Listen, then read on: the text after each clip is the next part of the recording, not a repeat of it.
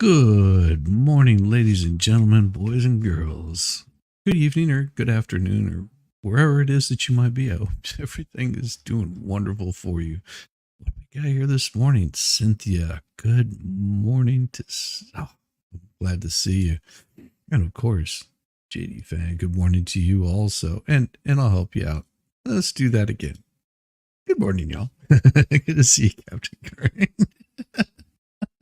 I'll skip over your last one. I've done that before. I've done that before. Hey, Cap Mernon. It's great that you guys can take humor in it and see how much fun that this is supposed to be. And being all stressed over it is not what we worry about over here. Of course, Daniel Berry, Sports Highlights. Good morning to you. Morning to you. Oh my gosh. Hello. You actually survived the night with all the dancing on the tables, naked, and the tequila, just tequila margaritas. I did not expect to see you in here this morning, and I'm so glad you made it. Good morning, Melanie. I hope you're doing well. I hope you had a great birthday, Debbie. I really do. Rocky Mimo, how are you doing? Morning, people. Mary Waltz, morning. Oh, it's so great, so great. Hey, Jack Buck, how you doing? It's awesome. Glad to see you. Oh my gosh, this is just so awesome to see all you wonderful people here. May even have some memories showing up later. Gonna be great.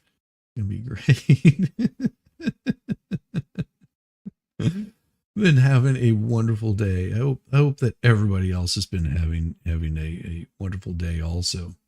And I've got this thing that came in from the Travis Media Group, and it is something that I think people should see and sort of maybe understand about the way things work here. And the only memories. Morning, Debbie Johnson.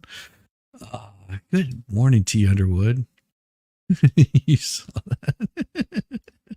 that. King Paco. Good morning. Memories, special memories. Good morning, JW. Good to see you. Glad you made it. Oh my. Yeah, so there was this thing that I saw. It was yesterday, just as I was clocking out. Now I might get in trouble for it, but I'm giving all credit to Travis Media Group. I don't know who Travis Media Group is. If I could forward you there, I absolutely would. But this incident happened in Florida, and this is one of those F around and find out kind of things. So, I'm gonna go ahead and show you guys this real quick, just so you have an idea. How are you? Good. Of what not to do. Stop. So I'm guessing you probably know what this is about, right? Zero, Victor Alpha. No. No. I just checked my truck to see if I hit anything. Okay. So what I'm gonna do, I'm investigating a criminal. It's a criminal investigation. Okay. So before I ask you anything, I'm gonna read you your rights real quick. Okay, and then I'm gonna show you a video, and you can tell me if you remember what it's about after that. Okay. 1125. You have the right to remain silent. Okay. Having these rights in mind, do you wish to talk to us now? Yeah. Okay. So anything. So here's the thing. At that point, what he should have done is said, "No, I have nothing to say. Just know your rights, and if the police are asking you something, you have the right to remain silent. Get legal counsel." But oh no. Does he take that advice? Never. He would not. He would not. Not sounding good. Oh yeah, this is it's not as bad as you think, but it is morning to you, T. Underwood. It is not as bad as you think, but it is a serious thing that people don't tend to think about, because, well, let's put it this way. This guy's a tourist.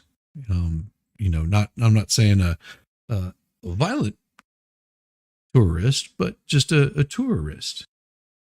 You don't want to answer, you don't have to. Okay. Okay. So I'm going to show you a video real quick, and I'm just going to see if it jogs your memory about what happened in Winn-Dixie on Sunday night. Oh, was it Winn-Dixie to pick up some coffee and key lime pie? Yeah. Okay. Do you Oh, remember yeah. what you did when you walked out of It Winn-Dixie? wasn't all. To the green Toyota Tundra? It was not raining. Okay. I don't recall. Oh, Yeah. I thought you it was will. raining, but Okay. The green Toyota Tundra pickup truck that you walked up to? You don't remember what you did? I walked by a truck. Yeah. Okay. What did you do to it? I scratched it. Why? Was it the bumper sticker? Because they've got a ton of security footage there, Yeah. man. Okay. So So I see you walking behind it, and you look over at it, and she's got a sticker that says "Let's go, Brandon" or something. Yeah. I guess it infuriated me.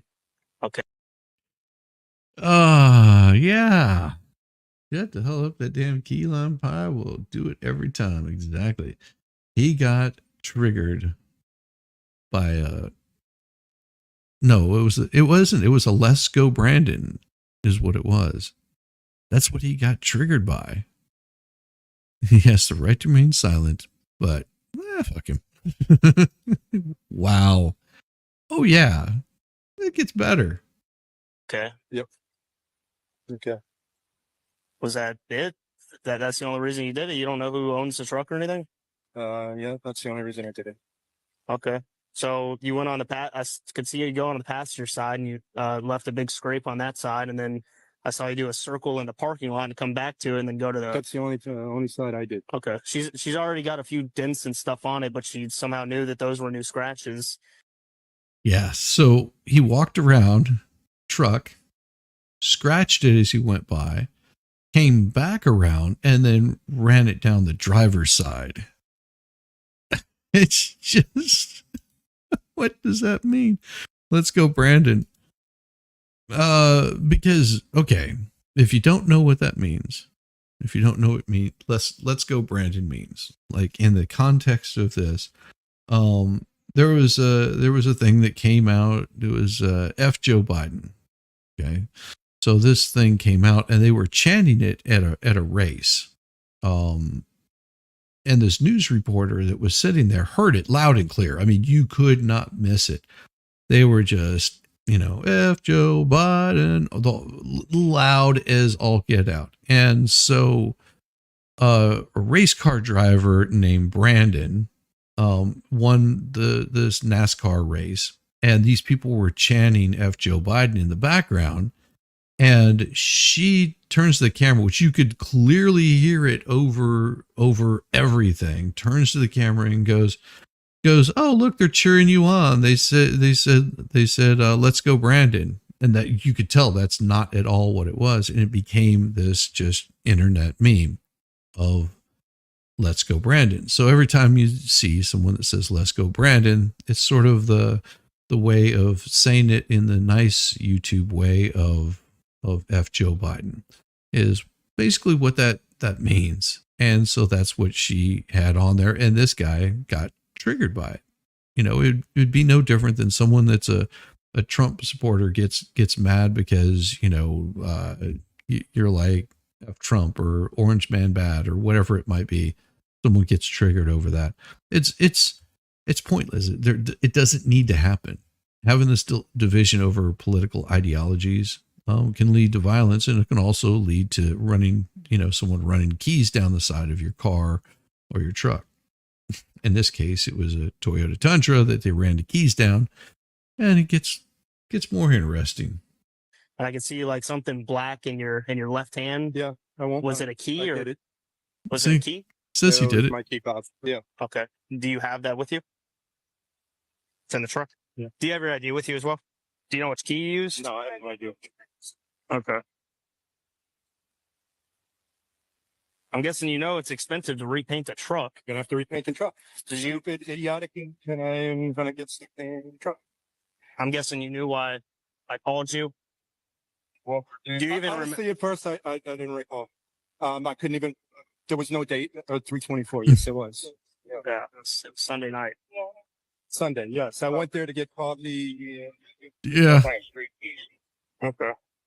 And it's stupid thing to do, but this whole Okay, so, Mr. Brothers, here's the unfortunate news. She wants to press charges, so I have to take you to jail, sir. So I need you to turn around. Put your hands behind your back. Already. Take my watch off. Yeah, I'll take it off. Okay. Do you want her to take anything from you? Well, she needs to get the individual to the airport. So. Okay. Do you want her? Yeah. On vacation and does. This is something teens do. This is something nobody should be doing. Good morning, Tammy. Good to see you. Does he know what lawyer means? No, apparently he doesn't. So my 16-year-old's name is actually Brandon. We printed t-shirts with Let's Go Brandon on them and wore them to his band concert last year. It was epic. So many people triggered. Oh yeah. That's like, my son's name is Brandon. Like, what's your issue? That's what I'd be telling him. Her to take your car keys? Yes. I mean, dude, it costs about $6,000. It's a felony when you damage someone's property. Yeah, it's a felony. This is why you don't talk to the popo and you let them prove what you did. But yeah, this right here should be a stark reminder. You F around, you're going to find out, and that's what he did. He effed around, he found out, and he's not going to end up too happy about it. $6,000 worth of damage to a vehicle because they're going to have to get the whole thing repainted because he got triggered by something so simple that had no reason to do that. The other owner of the vehicle should be allowed to Singapore rob this guy 10 times and get money for repairs. Yeah, I mean, and because, they did something like this. Sure, the car might have some dents or dings in it or whatever it might be. But, that doesn't give you any right to go doing damage to somebody else's property over this kind of crap. There's a reason why you see all the little antifarts, run around with their black masks on and covering up their faces. So they get away with doing damage to public property and nobody is able to identify them. Because once they get identified, it's just like, oh yeah, you shouldn't be here. The salt must flow. Yes, over a bumper sticker gets a felony arrest. And that'll ruin your vacation really quick. Just, you know what else will ruin your vacation really quick? Know what else will ruin your vacation really quick?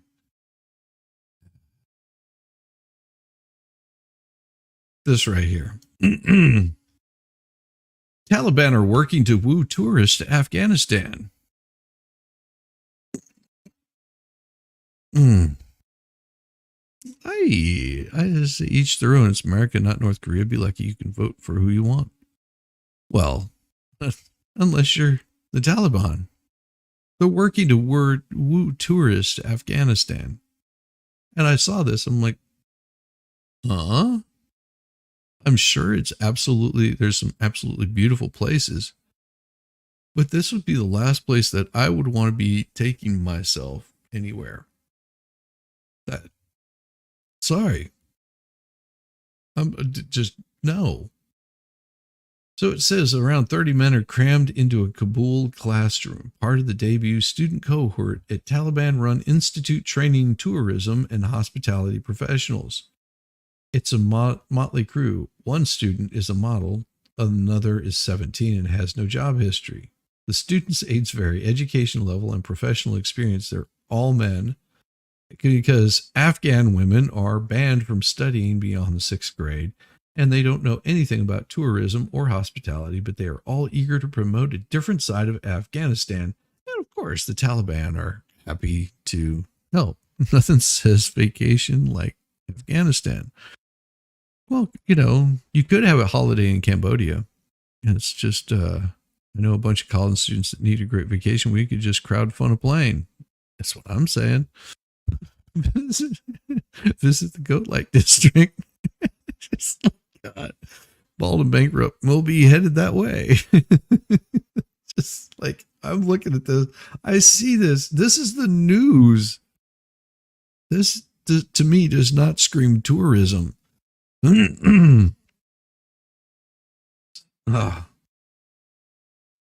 says, and of course, they're trying to make light of this by saying, "Oh well, the Afghanistan rulers are pariahs on the global stage."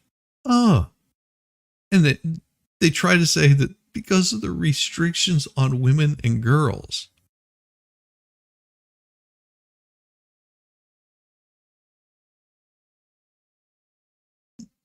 I'm having a hard time understanding. I think it's more than just a restriction on women and girls.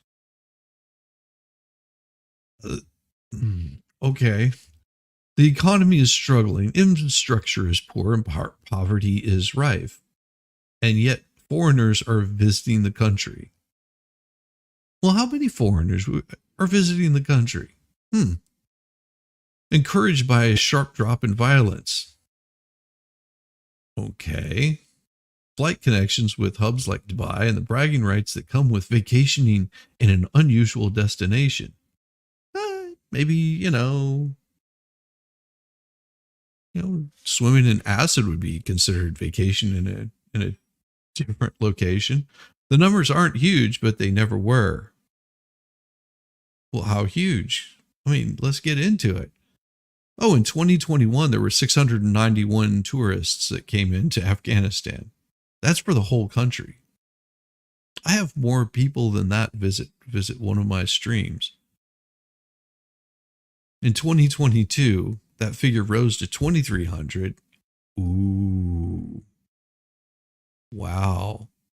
I probably had that many watching last night at some point in time. And last year there were 7,000. We're talking about a small city. That's about the equivalent that comes and shows up. Why? I don't think it has to do with them not allowing women to, have face coverings or go without face coverings. I doubt that's the problem. Mohammed Siad, the head of the tourism directorate, in Kabul, said the biggest foreign market is China because of its proximity and large population. And there's only 7,000 people that showed up last year. Afghanistan also has advantages over some of its neighbor because once you get there, you never go home. They've told me they don't want to go to Pakistan because it's too dangerous and they get attacked. And the Japanese have said this to me also. And this is good for us. No. But there's disadvantages too. Visas are difficult and expensive to access. Many countries severed ties with Afghanistan after the Taliban returned to power, and no country recognized them as the legitimate rulers of the country. And it just is a matter of time before something blows up. Not, probably literally too in this case, and you're not able to get out of this damn country. No country recognized them as legitimate rulers of the country. Afghanistan embassies are either closed or suspended their operations. There's an ongoing power struggle between Afghanistani embassies and consulates staffed by people from the former Western-backed administration and those under the Taliban administration's full control. Saeed concedes, well, there might be a few obstacles for Afghanistan tourism to develop, but said he was working with ministries to overcome them. Like, no. Good morning, Xterrabill. Yeah, them RPGs, road mods combined with random sniper fire make for great tourism. Afghanistan, come for the goatsies, stay for the kidnapsies. Morning, Jamie. Morning. Jamie, are you busy tonight? Because I'm sending out an invite. We're watching we're going to be watching the jury get together, and you are invited for this, Jamie, because you were a witness. It'll be awesome. And I've already got Mo that's going to be stopping by. So you're welcome to come by. I want to reach out to T-Rex and see if he's up for it. Also, I'm going to reach out to Max Murray and see if he's able to do it. I know he's on the other side of the world, but see if he's able to do it. and just want to get like all the witnesses in there, and of course, grab the perfunctory, wonderful, attorneys that were involved in that. I know that Baker isn't going to make it, but if you're up for it, I will send you an invite, Jamie. Come on, that's considered a sport. Yeah, well, that is what it does. Hey, Melanie. Jamie, Judge Maddie, good to see you. The Graveyard of Empires. Yes. Jamie. Cool. I will send you a link. It'll be awesome. And it shouldn't take too long, and you can hang out as long as you like. Probably be starting at like 7:30. It'll be fun. And of course, Mo will probably finish up her stream and then join in. So I probably won't get into the video until 8:00. That's usually how I do it. I start up about 7:30, so that way I can sort of greet everybody and get the juices flowing. So you're welcome to come by whenever you like. It'll be fun. Oh, so crazy. No country recognized them as the legitimate rulers of the country. Afghan embassies either closed or suspended their operations. There's an ongoing power struggle. Oh, that's the other thing, Jamie. Probably, yeah, I won't be able to do that because that would bring too many people on. But I may also be able to get Welsh Lady if she's available. And I'm trying to think, what is the Swedish girl's name? I can't say her name. Pernelli. Yeah, I'm going to have a hard time. She's available. She'll probably be asleep too. That's the problem with having everybody spread all over the world. But those that were involved in it, because we don't want to go too long, and I know a lot of them, so I can make it happen. I should be able to make it. Cool, T-Rex. If you should be able to make it delivering at 1800, so be just chilling. Oh yeah, it'll be fun, man. It'll be fun. I'll send you an invite. It'll be great. It will be great. Saeed concedes that, okay, his ultimate aim is to have a visa on arrival for tourists, but that could be years away. Here are the problems in the road network, which is half paved or non-existent in some parts of the country, and airlines largely avoid airspace. Well, it might be, those Stinger missiles that they're firing at. Yeah. Hey, death to Americas. Look, we're giving selfies in our beautiful opulent building that nobody wants to stay in. Just like, the capital, Kabul, has the most international flights, but no Afghan airport has direct routes with major tourist markets like China, Europe, or India. Well, despite these huge challenges, Saeed wants Afghanistan to become a tourism powerhouse, an ambition that appears to be backed by Taliban's top leaders. I have been sent to this department on the instructions of the elders ministers. They must trust me because they sent me to this very important place. The students also have aspirations. The model, Ahmad Masood Talash, wants to learn about Afghanistan's picturesque spots for Instagram posts and for its history for media appearances. Business school graduate wants to open a hotel, but thinks he should know more about tourism and hospitality first. They hear that Afghanistan is backwards poverty and all about war. Yeah. And they say, oh, well, we have 5,000 years of history. Yeah, 5,000 years of history of fighting.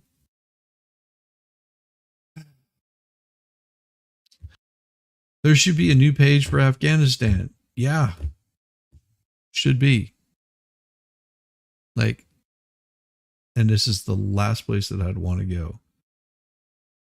It should be the last place a lot of people should want to go. American has been very, very good to me. That's India, isn't it? An official subject to how to interact with foreign women and how their behavior or habits could clash with local customs and edicts. Yeah. Examples might be women smoking or eating in public to mix freely with men who are not related to them by blood or marriage, which usually means that the woman could easily be stoned. Just saying. Does that make you very comfortable about going and visiting a country? The Taliban have imposed a dress code for women and requirements for them to have a male guardian or mahram when they travel. Dining alone, traveling alone, and socializing with other women in public have become harder. With gyms closed to women and beauty salons banned, there are fewer places where they can meet outside the home. Because shouldn't we just keep women inside the home, locked up, and, our own private little servants? But no, there's more. They expect me to believe that this bullshit right here is why people don't want to go to their country.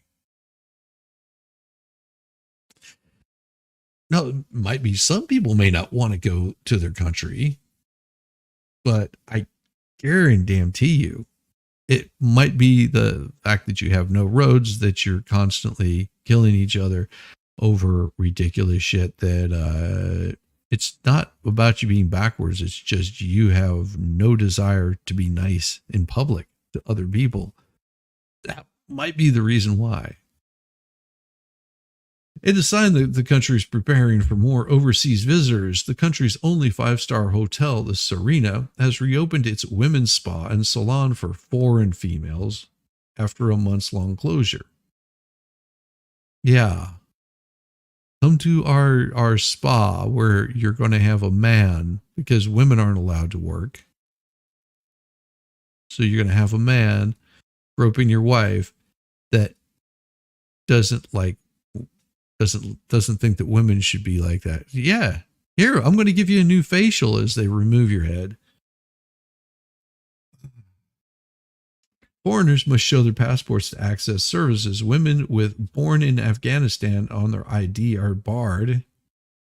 That which means they can't even work there. The restrictions on Afghan women and girls weigh on overseas travel companies who say to try to focus on the positive aspect of cultural interactions by making donations, supporting local projects, or visiting family-run businesses. Yeah. Oh my God. What as a Christian woman taking a selfie of me getting stoned to death to book my flight? I'm sold on it. Yeah. It's like JD fans like hard pass. Where's your sense of adventure? Oh, come on.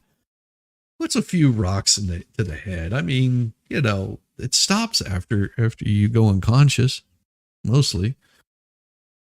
Shane Haran, the founder of Rocky Road Travel, said visiting Afghanistan should not be seen as endorsement of any particular government or political regime. But it is. Just saying, it is. Ultimately, the goal should be to support responsible tourism practices. And here's the thing. If you have responsible tourism, and I mean that is in tour, T-O-U-R, not T-E-R-R. To contribute positively to the local economy and foster mutual respect and understanding, while it's also remaining cognizant of the broader political context in Afghanistan, like they don't like you. He said there's no input from authorities about what tour groups saw or did, and the company worked closely with the women's rights organization in Afghanistan. A percentage of the tour costs went to supporting this organization's programs. There are no women in the Institute of Tourism and Hotel Management, go figure. The students don't mention it, but an official at the Tourism Directorate does. It's a heartbreaking situation, they said. This official, who wished to remain anonymous for fear of reprisals, no, you think this might be red flags going up everywhere. And even family members ask if they can study here, but there was a change in policy with the change in government. The women who were studying before the takeover never came back. Well, they never graduated. Well, they don't exist anymore because they were deleted.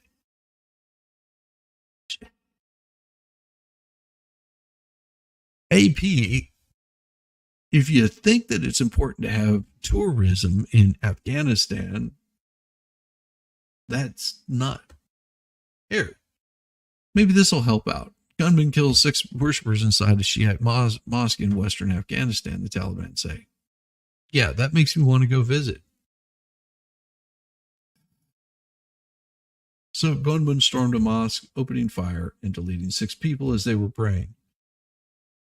The attack happened Monday night in the district of, I'm not even going to try to say it, in the Herat province. As a spokesman for a Taliban ministry, he said in a post on social media platform X, that an investigation was underway. No one immediately claimed responsibility for the attack, which also wounded another worshiper. They condemned the attack. Great. The Islamic State group's affiliate in Afghanistan is a major Taliban revival and frequently targets schools, hospitals, and mosques. The Taliban seized power in 2021 during the last weeks of the chaotic departure of the U.S. and NATO troops from the country after 20 years of war. Despite initial promises of more moderate stance, they imposed harsh interpretation of Islamic law or Sharia law, and they did it during the previous rule of Afghanistan in 1996. 2001. So they brought it all back. Just makes me want to go tourism. Oh, tourism sounds great. Or how about this one? Family of American man believed to be held by Taliban asked for the UN torture investigation for help. Yeah, lawyers for American lawyer believed to be held by the Taliban for nearly 2 years is asking the United Nations human rights investigator to intervene, citing, they say, cruel and inhumane treatment. He was abducted in 22 after returning to Afghanistan, where he and his family had been living at the time of the collapse of the U.S.-backed government. He arrived on a 12-month visa to pay and train staff as part of a business venture he led at aiming promoting Afghanistan's private sector through consulting services and lending.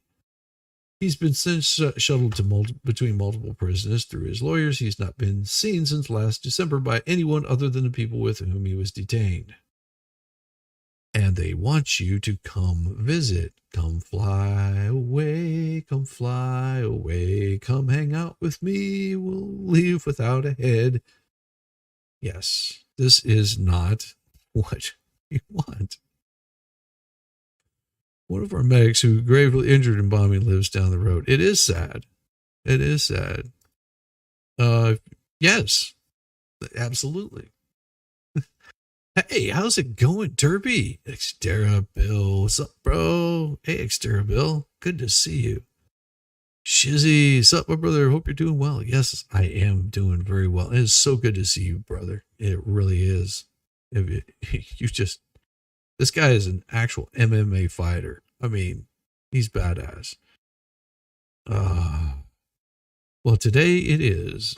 I mean, so, and they want to promote tourism here. That does not sound good to me. It's like, while on a trip to Corbett and Western Colleague were confronted by Taliban, were taken first to a police station, later to an underground prison. Said that when she learned her husband taken to a police station, she got really scared. But he was optimistic the situation should be quickly resolved 2 years later. Because that did not happen. Anna, who has 3 teenage children, making regular trips to Washington, says she's trying to advocate as forcefully as she can while not letting anxiety take over. I feel like it's the uncertainty of all of it's just so difficult because you just don't know what's going to come at you. What call, what news, and I'm worried about Ryan and the effect of the trauma on him, and then also on my kids, just what they're experiencing. I tried to protect them best I could, but this is so difficult. And imagine how he is going to be whenever he comes back, because he became prisoner of war. Became a prisoner of war. And if you want to, if you have to like think about this for just a second, why am I talking about this? Well, because today in history, April 30th, the Vietnam War ends with the fall of Saigon. April 30th, 1975, the Vietnam War ended. Now, people don't realize, they think, oh, this was just something from the 60s. 1975, it ended as the South Vietnamese capital of Saigon fell to communist forces. I mean, that was pretty intense. More than 2 decades of war in Vietnam, first involving the French, then the Americans, ended with the last days in April 1975. Peter Arnett, who won a Pulitzer Prize for his coverage of combat for the Associated Press and later gained fame as a CNN correspondent, has written a new memoir, Saigon Has Fallen. About his dozen-plus years reporting on Vietnam, Arnett has recounted this period before, but it approaches it with a new perspective for the 40th anniversary of the war's end. Artillery explosions sound a fearsome 4 a.m. wake-up call, but I'm already awake. The attackers waiting at the gates of a vanquished Saigon had been warning they would act, and now with each thump of the Soviet-made 130mm guns, sound waves rustle the curtains of my open 7th floor window. As I reach for my water glass, it trembles, and with me with it, the last full day of the Vietnam War is beginning. Well, today it is. He was King Cars. Good morning. Those darn commies. It's amazing how many people don't even know about the war. It's not taught in schools. Well, yeah. My father served as an MP then as a boom operator during the Vietnam War. Well, you know what, T. Underwood? More than likely, if you see Iron Rabbit, she was also an MP, so she probably served with your father. Iron Rabbit? She's a lovely lady that comes here on a regular basis. She's probably out taking care of her animals this morning and doing morning chores, but she served also in Vietnam. One of my wife's good friends that she went to college with, and still talks to her today, was part of Operation Baby Lift. She was on the last plane coming out of there, or one of the last planes coming out of there. The final days of Operation Baby Lift, where basically parents were shoving their kids into airplanes because they didn't want the communists to come in and remove them, which they would have done. So, yeah, rough time of America's. The Vietnamese did it not once but twice. They went after, they kicked out the French. Once they kicked out the French, then they kicked out the Americans. You want to see how insanity can be? There you go. They don't teach it in public schools. They just indoctrinate. Yeah. Is there anybody here who's old enough to remember exactly where they were and what they were doing when the ceasefire took place? Yeah, I didn't know about it, but I know where I was. In 75, I would have been 5 years old. Yeah. The attackers awaiting so streetlights shine below as I look out towards Tan Son Airport, once described as the busiest in the world when America was waging war here. Now it's burning from one end to the other, the flames brilliantly lighting up the sky. There will be 2 more hours of darkness, but this seems like a new dawn rising. An appropriate description, I think, later as the intention of those wreaking havoc on the airport this morning, April 29th, 1975. Commanders of North Vietnam's military juggernaut, pressing for the victory after a 50-day rout of their South Vietnamese opponents, are pushing open the gates of the capital. They will force a new dawn on South Vietnam, America's once favorite ally, as it loses its 20-year struggle to remain an independent pro-Western state. After watching the destruction of the airport, I've phoned the AP office a few blocks away, and my colleague Ed White answers. He and George Esper, the bureau chief, have been up all night working the telex communications link with New York headquarters. White tells me the American embassy confirms major damage at the airport. Yeah, it's burning from end to end, with the runways probably unusable. American planners have been intending to airlift out of the country several thousand more vulnerable Vietnamese allies today. But what can they do now? Soon afterward, from upstairs hotel balcony, as daylight approaches, I can see clearly the thick black smoke hanging over the airport like a funeral shroud. I'm joined by a few news colleagues, all of us knowing that we're watching momentous history unfold right before our eyes. As the sky brightens, we see a Vietnamese Air Force transport plane, a de Havilland Caribou, rise sharply above the airport. Suddenly, it seems to break in half, bursting into flames and falling in pieces on the ground. Stricken silent by this horrific spectacle, we see a second aircraft following the same path and suffering the same fate. Like the first, undoubtedly a victim of ground fire, it seems there will be no escape for anyone from the airport today. They can't get us all. No, they can. At the American Embassy, Ambassador Graham Martin is in disbelief, committed as he is to evacuating as many vulnerable Vietnamese as possible before the communists arrive. He insists on personally checking the airport tarmac. After the war, Martin would tell me it didn't make sense to me that we couldn't physically come in with transport planes.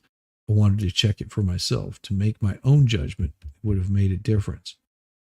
And this is just so sad. It was so sad. And I can only read so much of it before it just almost breaks you. One of my drummers was a Chinook pilot. He just looked like Charlie Manson was funny. Yeah.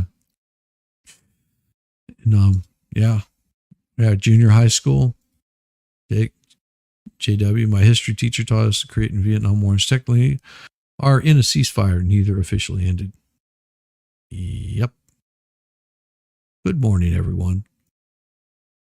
France Gaul kicked out by the Americans. Yep.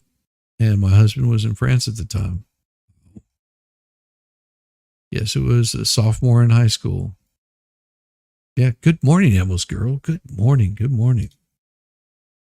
There was never a treaty in Korean War, just a ceasefire. Yeah. It is, it's sad.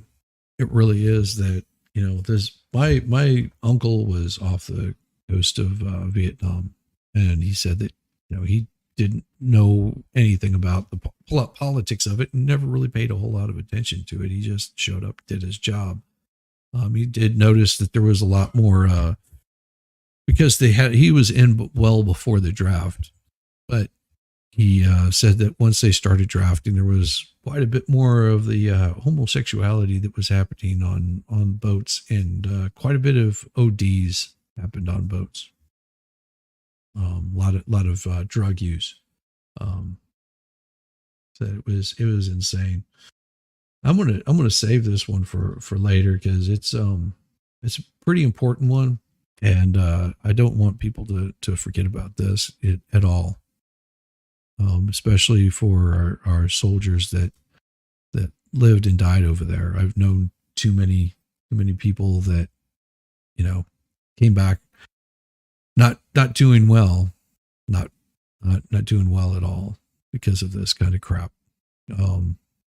Had another uncle that was ended up being a truck driver, but couldn't function well on most days,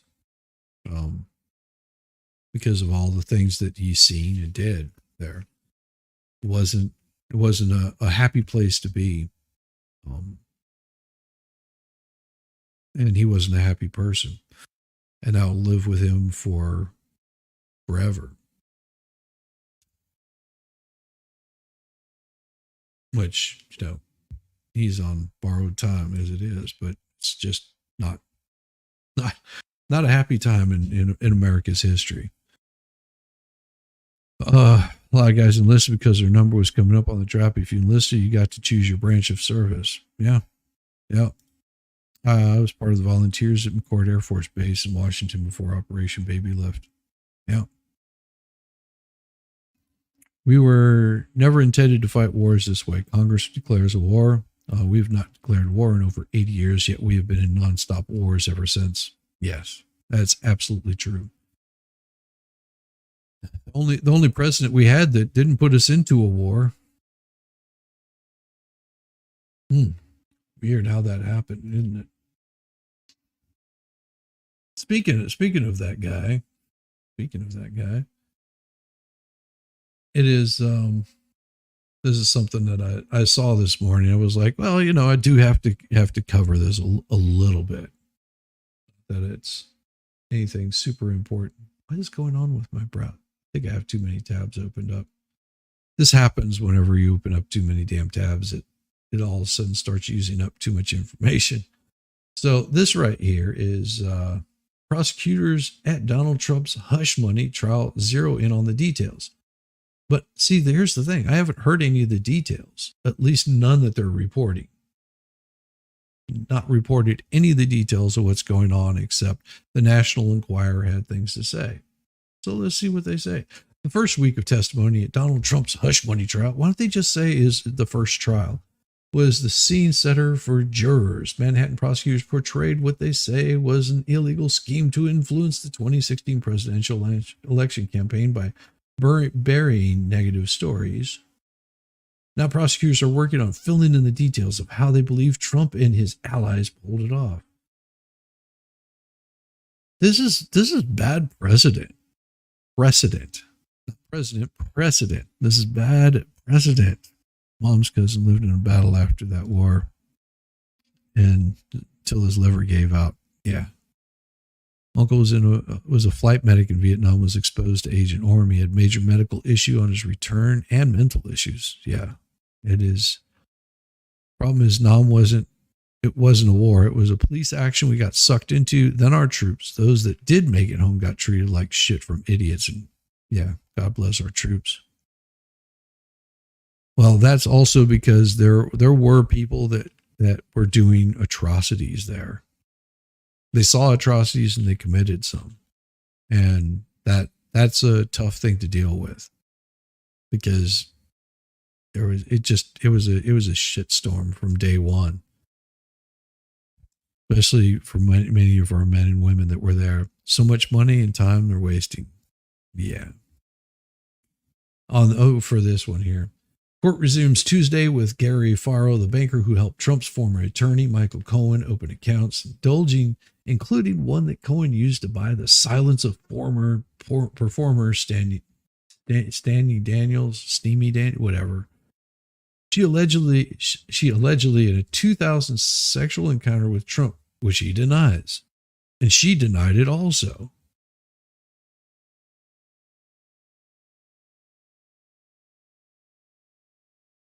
It's like, this is it? I wonder what this one is. I'll look at it here in a second. He will be the first ex-president on criminal trial. The jury of his peers look at how jury selection. Trump is facing 4 indictments and a civil lawsuit. Okay. For his part, the former president, presumptive Republican nominee, has been campaigning in his off hours, but is required to be in court when it is in session 4 days a week. Does this seem a little odd to you? Jurors so far have heard from 2 other witnesses. Trump's former longtime executive assistant recounted that she recalled once seeing Daniels at Trump's office suite. Okay. And figured the performer was a potential contestant for one of Trump's Apprentice brand shows. Okay. Former National Enquirer publisher David Pecker laid out how he agreed to serve as Trump's campaign's eyes and ears by helping to squelch unflattering rumors and claims about Trump and women. Okay. And is that any different than what the press secretary is doing right now? Through detailed testimony on email exchanges, business transactions, and bank accounts, prosecutors are forming the foundation of their argument that Trump is guilty of 34 felony counts of falsifying business records in connection with the hush money payments. What hush money payments? The prosecution is leading up to crucial testimony from Cohen himself, who went to federal prison after pleading guilty to campaign finance violations and other crimes. Trump has denied any wrongdoing and pleaded not guilty. It is not clear when Cohen will take the stand, but the trial is expected to go on another month or more. You fucking kidding me? And with every moment Trump is in court as the first of his 4 criminal trials plays out, he's growing increasingly frustrated while the November election moves ever closer. Our country's going to hell, and we sit here day after day, which is their plan because they think they might be able to eke out an election. Trump declared last week in the courthouse hallway, and he's correct because that's exactly how it appears. I was grateful that that draft ended when it did. You have 4 brothers, yeah. My older brother went in 75, was enlisted in 75, finished basic training, and the war ended not too long after he finished basic training. I mean, within like a week of him going in. He enlisted early. Also this week, Judge Juan M. Merchan may decide on prosecutors' requests to fine Trump for what they say were violations of gag order that bars him from making public statements about witnesses, jurors, and some others connected to the case. Judge also has set a hearing Thursday on another batch of other gag order violations. Prosecutors used Pecker, Trump's longtime friend, to detail a catch and kill arrangement in which he collected seamy stories about the candidates so the National Enquirer, Trump's associates, could buy them and bury the claims. Pecker described how he paid $180,000 to scoop up and sit on stories from doormen and former Playboy model Karen McDougal.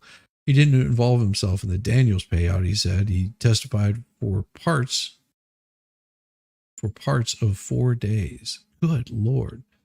So these are all allegations that this guy is making that he heard about. He says he was paid $180,000 to scoop up and sit on stories from a doorman, but there's no proof of this. Trump says all the stories were false. His attorneys used cross-examination to say Trump was really engaged in an effort to protect his name and his family, not to influence the outcome of a presidential election. Farrow first took the stand Friday while senior managing director of First Public Bank was assigned to work with Trump's lawyer for about 3 years, in part because of his ability to handle individuals who may be a little challenging, Farrow said, adding that he didn't find Cohen difficult. Okay. Farrow detailed to jurors the process of helping Cohen create accounts for 2 limited liability companies. Corporate speak for a business accounts and protects the persons behind the account from liability, debt, and other issues. Farrow testified that Cohen indicated the companies Resolution Consultants LLC and Essential Consultants LLC would be involved in real estate consulting. Okay. Prosecutors showed jurors emails in which Cohen describes the opening of the Resolution Consultants account as an important matter. Cohen acknowledged when he pleaded guilty to federal charges. Sorry about that. Good morning, Knockett. Good morning. Good to see you. Cohen admitted to perjury. Exactly. I was broken when my brother had to register. Yeah. I thought I was wide awake. My body's telling me I need a nap before breakfast. I will catch up with you all later. You get some rest, Debbie. Rest well and get to feeling. I'll bet. Yeah. Cohen acknowledged he pleaded guilty to federal charges that had been formed to send money to American media, the Enquirer publisher. It was meant as payback for the purchase of the McDougal story, but the deal never went through. Farrow said that since the account was never funded, it never technically opened. Instead, Cohen pivoted to start up the Essential Consultants accounts, which he later used to pay Daniels $130,000. When asked whether Cohen seemed anxious to get the bank account set up, Farrow testified every time Michael Cohen spoke to me, he gave a sense of urgency. So it wasn't any particular reason. He always had a sense of urgency. Farrow told the 12-person panel that the bank's policy prohibited doing business with entities tied to adult entertainment, including pornographic and strip clubs. Trump's lawyers have not had a chance to cross-examine Farrow. There you go. So that's what's going on. That's where we are so far. But yes. Oh, bye, Debbie. Bye, Debbie. It is, yeah, so that's really what's going on. That is what is going on with that. Nothing spectacular. Where was this? I'm just closing some tabs here to to, be a little bit fair here. So have you heard the one about Trump? Biden tries to humor on the campaign trail. Well, that's the thing. Nobody really cares what Biden has to say. It wasn't funny. He's not funny. It's some staff writer wrote it. It's like, okay, that was about funny. Not funny at all. Against it. Oh, no. I'll come to that one here in a second because it's a good story, and we'll remove that one. Let's see. Already read that one, and then we got. You know what I need? I need some more coffee. We need to bring in Rambo. We need to bring in Rambo to enjoy a little bit more coffee. That's what we need. We will do that right now. How's that? Get us a little bit of Rambo. I get some more coffee. You get to feel the love, and we make this all happen in the best possible way. Let's do this. Get some coffee, folks. I'll be right. Oh, yeah.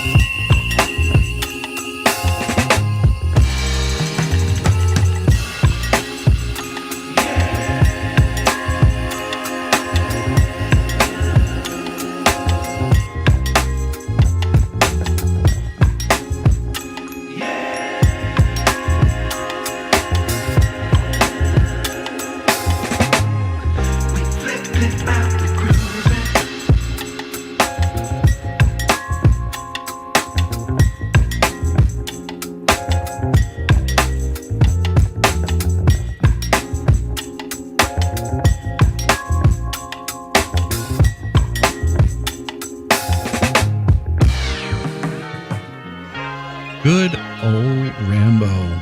Good old Rambo. Softball pre-scripted questions from lapdogs. Absolutely.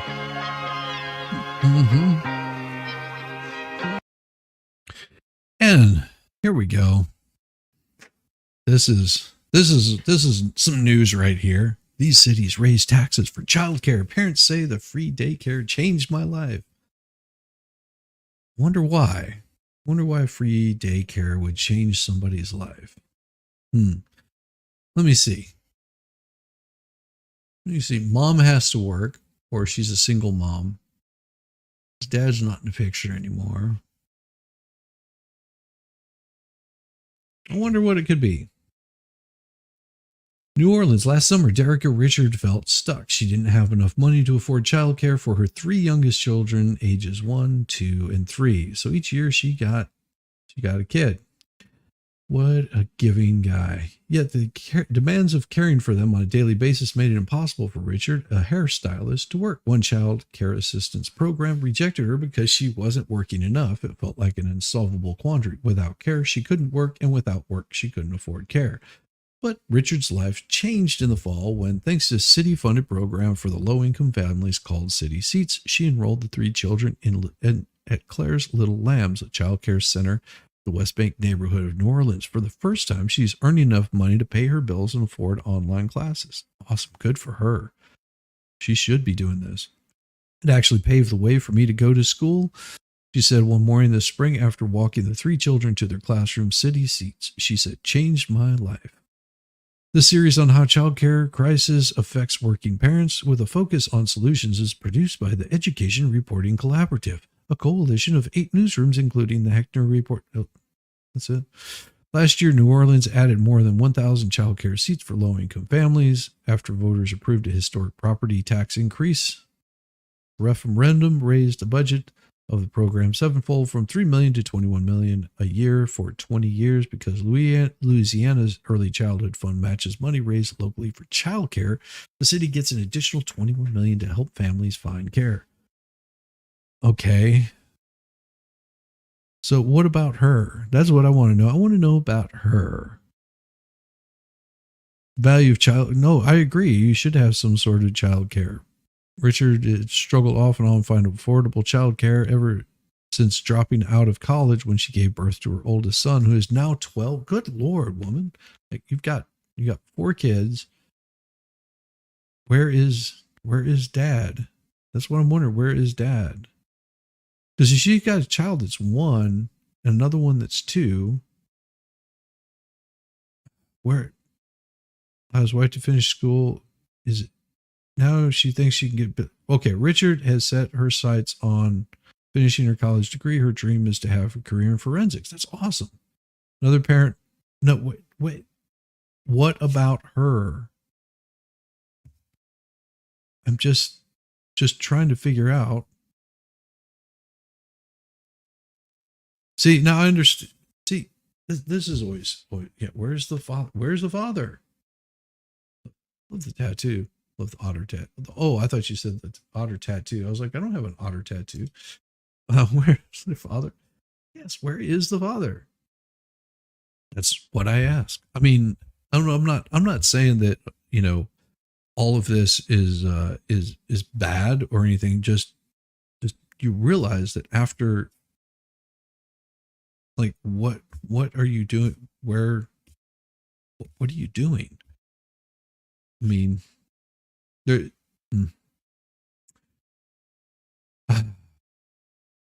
Now, of course, Gavin's this one right here. Mike Gavin, who has 2 children enrolled in the Garden District, said that the city seats allowed his wife to finish school and get a nursing job. Before the program was available, Gavin's wife had to care for the 2 children, now 2 and 4, and could only make slow progress through the coursework she needed to qualify for a job. Yeah, I understand. Then that's the sort of the price that you pay for, having kids. That's a sacrifice that you take whenever you have children. You can only do so much. Only can do so much. It really gave us an opportunity. And just imagine if you're a single parent, how difficult that problem becomes even harder to advance. Families in New Orleans qualify for city seats, but they have children from newborn to 3 and earn within 200% of the federal poverty level, but many don't immediately get a spot. They had 821 students on its wait list, according to Agenda for Children, the nonprofit that administers the program. About 70% of the city seats budgets. Participants, providers are required to pay their staff at least $15 an hour. On average, Louisiana childcare workers made $9.77 an hour in 2020 and abide by strict teacher-to-child ratios and class sizes. They also receive professional development from early learning experts. Scary. Funding from city seats allowed Wilcox Academy 3 centers, and it's like the uptown neighborhoods to raise the staff paid $18 an hour. The academy's goal is to raise even higher to $25 an hour. Well, the teachers deserve it. They deserve to go on vacation. They deserve to buy a home. They deserve to buy a car. This is not a luxury. Yeah. So why are you paying them a minimum wage? If they're well worth it, you're going to pay them a hell of a lot more than minimum wage. It's so frustrating that, people can be very charitable, and I think that people are very charitable, and they can also be real assholes. My concern is you've got this This lady, she wants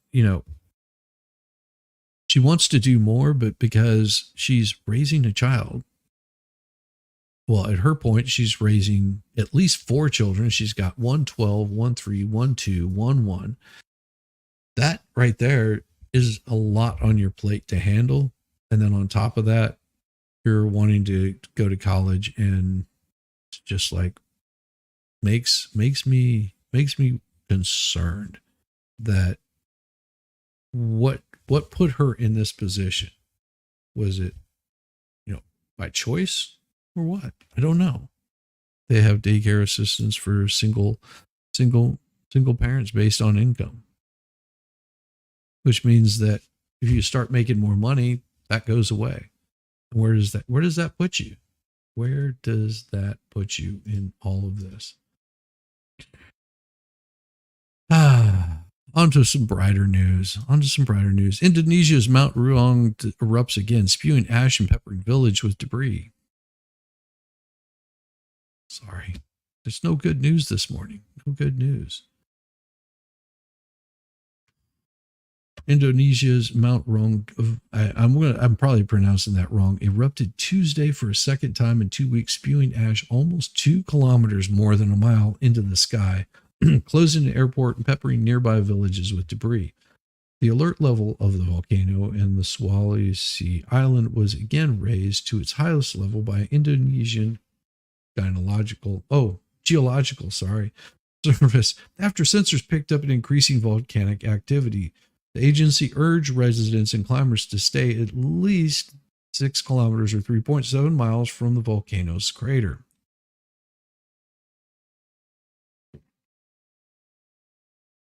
The 725 meter or 2,378 foot volcano in North Sulawesi province is about 95 miles or kilometers or 59 miles northeast of the Samratulangi Airport in Mando, the provincial capital. The airport was closed Tuesday morning due to reduced visibility and the dangers of posed to aircraft engines by ash. The head of the regional airport authority. How would that make you feel? You're on a volcanic island and it starts erupting and they tell you can't fly out. Is there enough boats to evacuate if this whole thing fires off? One mass eruption could give us a cooler summer. Exactly. Or mass erection, one of the two. You need some good news. I just found out I can save up to $500 by saving my car insurance. Thank you, Jeff. That's good. Hey, Iron Rabbit. Hey, I was definitely talking about you this morning, Iron Rabbit. How are you doing? You were working, can't chat much, so you were listening. Well, yeah, today we were talking about the fall of Saigon. And there was another gentleman in here. I believe it was T. Underwood. T. Underwood's father was an MP in Vietnam. Pretty cool. You guys, pretty cool. And I let them know that you were also an MP in the military. And I believe you were in Vietnam also. So I said there's a possibility that T. Underwood's father and you might have probably been around. T. Underwood is a woman. Sorry. So is Iron Rabbit. Sorry, T. Underwood. Not enough boats like Titanic. Yeah, probably in Indonesia. See, I can never tell if people are male or female. It happens. Please don't be offended. Please don't be offended. I can't tell if I'm a man or a woman half days anyway. Usually whenever I grab my junk, I know, yep, I'm 100% man. Ash grit rock fell from the sky in towns and cities across the region, including Manado, a city with more than 430,000 people where motorists had to switch on their headlights during daytime.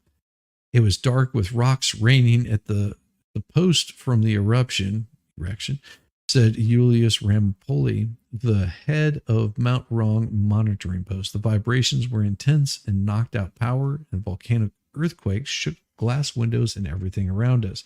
He said the eruption blocked out the sun and peppered several villages with falling debris. No casualties have been reported. More than 11,000 people have evacuated after the April 17th eruption, when authorities warned a major eruption might collapse part of the volcano into the sea and cause a tsunami that could endanger nearby villages. Less than 3,000 remain at temporary shelters after the government lowered its alert level to the second highest from 4 levels and reopened the airport after 4 days, which I would be on a plane immediately the hell out of there. You were a Vietnam era veteran, stayed stateside at the Intelligence Center. See? There you go. See, now I know even more. Let's see. Is a cause the tsunami? Okay. Indonesia Geological Agency on Tuesday warned people on Tugaland Island, especially those who live near the coast, of the potential of hot volcanic clouds and a tsunami due to the eruptions of material entering the sea or the collapse of volcanic dome into the sea.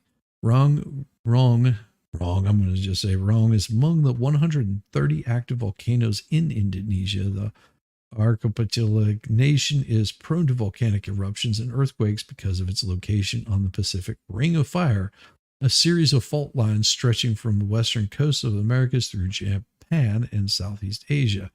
Just all cracking up. Nope, I'm out of here. Oh, sorry. Well, so 200 billion, nobody will be evacuated. Watch. I hope not. Bayou, Alabama is a fishing village full of Saigon refugees. Yeah, that's so crazy. One minute. What did you say that? So no.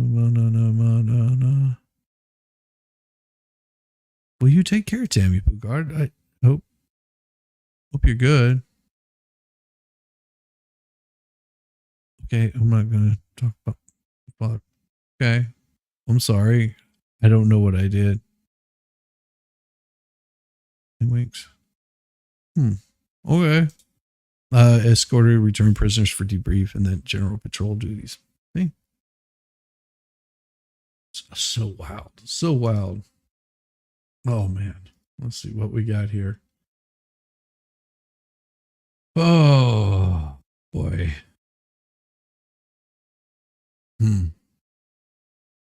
Not sure if I want to show this, but of course, this is what I do. Florida Democrats hope abortion. Marijuana questions will draw young voters despite low enthusiasm. So you think pot smoking and so doing drugs and deleting children is what's going to draw them as voters. Okay. Well, let's see what they have to say. West Palm Beach, Florida. Jordan is lukewarm about casting her first presidential ballot for Joe Biden in November. But when the 18-year-old senior at Jupiter High School in Florida thinks about the things she cares about, she says her vote for the Democrat incumbent is an obvious choice. She'll be voting on a constitutional ballot amendment that would prevent the state of Florida from prohibiting an abortion before a fetus can survive on its own. Essentially the standard that existed nationally before the U.S. Supreme Court struck down the constitutional protections to abortion and left the matter for states to decide. Right. And states decided you can leave whenever you want to. Leave your state whenever you want to. I grab my junk sometimes, panic, and realize I never had any, and I'm okay with that. Nice, Easter Bunny. That's awesome. You can't leave this early. We haven't even made it into the song. Well, I have to get on the tractor, so no more chatting. You take care, Rabbit, and we'll see you again soon. Oh, just listen in. It's fun. I'm lucky my dad made it back from Vietnam. I was too young to know what was going on around me. Yeah. I want free shit. My college paid for, and I want you to pay for all my mistakes. Or basically, yeah. The passage of the amendment would wipe away Florida's 6-week abortion law, which Vasile makes no sense. Most people don't know they're pregnant at 6 weeks, she said. Biden, despite her reticence, will get her vote as well. But here's the thing. Just because the Republicans passed this in your state does not mean that they were able to pass this in a federal level. In Florida and across the nation, voters in her age group could prove pivotal in the 24 election, from the presidency to ballot amendments and down ballot races that will determine who controls Congress. She is likely to be among the more than 8 million new voters eligible to vote this November. Well, think about this, sweetheart. You wouldn't be able to vote if Democrats had their way. Just remember that. If Democrats had their way, you would not be able to vote. There is no constitutional protection of abortion. I know. And you bring the cost of product down by legalizing it. Yep. 2024, according to Tufts University Center for Information-Based Research in Civic Learning and Engagement. And let me check this out. Who is Tufts University for Information and Research on Civic Engagement? Because I have a feeling Tufts University is also known as Circle, independent research organization focused on youth civic engagement in the United States. Belong to the group volunteering, make consumer choices, civic engagement, our research. Okay. I'm looking to see if we can find out a little bit more about this particular group. It says we want to work with research in areas, broadening youth voting. If I hear anything about equity and inclusivity, we will know what they basically stand for. Yep. There you go. They are extreme left wing. And all you have to do is look at this part right here. It says, we have organized our work into 6 main areas. These research topics do not include the totality of our work, but they highlight our priorities and reflect how we think about youth civic engagement. For example, we do not simply study and advocate for increasing youth voting, but for thoughtful expansion of the electorate to include underrepresented youth. We do not research and promote more civics classes, no shit, but instead advance a model for comprehensive civic education that is available equitably and prepares all students for democracy. So whenever you hear one of these little asshole groups talking about how all this stuff right here, the 8 million new voters eligible to vote since November 2022 elections, just know that it comes from this group of communists. That's where it's coming from. Their research that they're quoting here in this news is for these communists. That's all it is. They're saying, hey, look, these kids are going to be voting for Biden. And they will quote these people left, right, and center, and they'll try to follow the polls on this, not understanding that's not what it's about. It's about indoctrinating kids. They're not wanting to teach civics. They're wanting to tell you how civics is supposed to be. That's the kind of company this little Tufts University Center for Information Research on Civic Learning. It's not about teaching civics. It's about telling you what you're going to think for civics. Don't trust these assholes. Don't trust them. Well, some of these voters share Valsilo's priorities of gun violence prevention. Never known a single gun that's been violent. And abortion rights. You don't have rights on killing people. Recent protests on college campuses about a war between Israel and Hamas. Oh, it's just about some war between Israel and Hamas. No, it's a little more than that. Including at some Florida campuses have thrown new element of uncertainty into the mix. In Florida and elsewhere, observers across the political spectrum are looking on with intense interest. No, they're not.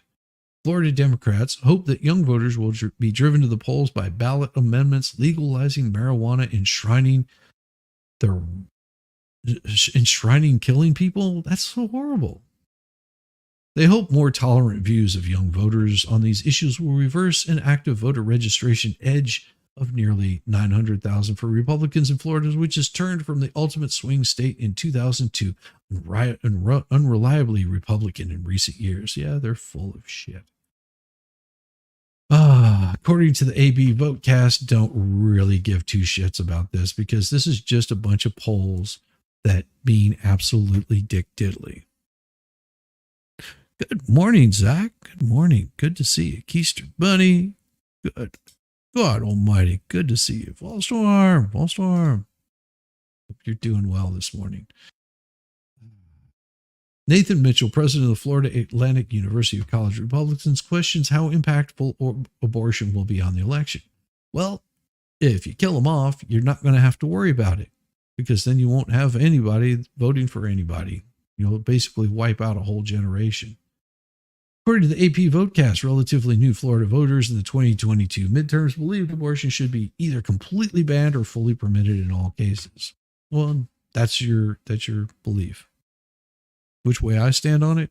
Well, how I believe doesn't dictate how a state's going to do it. If I don't like the way the state is doing business, then I always have that ability to move. Don't make it federal. That's all I'm saying. Don't make it federal. Don't make it a federal issue. States, communities, you guys look out for yourselves, whether you voted up or down. That is how you want to live your life, and that's how you should be able to live your life. That is the beauty of freedom. Just remember, freedom ain't free. About half of Republicans said it should be banned in most cases. Okay, about half. Voters under 45 were more likely than others to say abortion should always be legal. It just depends on who you're asking. If you've got this Tufts group, they're going to be siding on, oh, well, it shouldn't be happening. Mitchell said, while abortion is a strong issue, especially for women, he doesn't think it will drive many voters to the poll. Exactly. I think other amendments will probably do that, especially the recreational marijuana amendment. Boomer. That is not true. Most people really don't give two shits about it. If you think drugs are good, then go for it, but I don't promote it. Mitchell said, I think this is going to bring out a lot more voters than the abortion will. Like I said, if you want to do it, go for it. I mean, it's not my scene. I'm not going to be doing it. If you want to get high, go ask Hunter. You'll lose your laptop if you want to get high. The big question is whether other issues can override Biden's enthusiasm problem among young voters and elsewhere. 6 in 10 adults don't care. AP is their, this is the problem with their polls. They did this shit during Hillary. The polls say that Hillary's going to win this by a landslide. And there were so many people that were so disappointed they couldn't believe that this happened. Legalizing weed is a good revenue stream for the government. Exactly. Shizzy, say good morning to me. See, it's good to see you. You can make it a good day. You can make it a good day. Yes. But in Florida, it will be abortion rights and marijuana that give voters actual control over issues beyond presidential rematch. Most did not want, but got anyway, said Trivian Brisky, a 21-year-old FAU student. Tony Figueroa, president of Miami Young Republicans, said the abortion issue is important to many young voters. Of course, he would say that because he's part of the Young Republicans. Regardless of where they stand, he noted, however, that Florida is a very conservative state, and that means some of the young voters are motivated by the issue to favor stricter abortion laws. And some of them don't want to get involved in your bullshit politics. Don't care if you're young Republican, young Democrat, whatever it might be. I have 2 nephews that are in Florida, and you know how interested they get in politics? They don't. They could give 2 shits less. And one is 19, the other one is turning 18, will be 18 whenever he graduates. And do you know how much they give a shit about politics? They're like, is it going to affect my ability to make money or, go and complete college? I mean, because other than that, they don't give two shits. They really don't care. They disagree with the way that the current administration is running shit, and they see me, which is, an old guy, yeah, we don't understand, what you mean. You didn't have cell phones as a kid? What's a pager? What's a landline? I mean, these are things, does not even register on them. Completely different generation, and they don't, they're probably more informed than I am on politics, and they don't even give two shits about it. Mine don't care either. Exactly.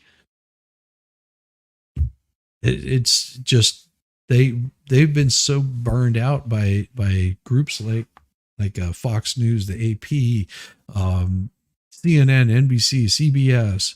It's just an overload of bullshit, and they look at anybody that pays any attention to that shit as a boomer. Don't blame them. Don't blame them at all. But I do have to do a quick favor for my wife, because she is going to be running into the office this morning. So I'm going to get some more coffee. I've got to do a quick errand for my wife, and I'm going to leave you with the wonderful coffee break. So give me just just a few minutes, and I'll make it worth your while. Make it worth your while today. Give me just a second, and here we go.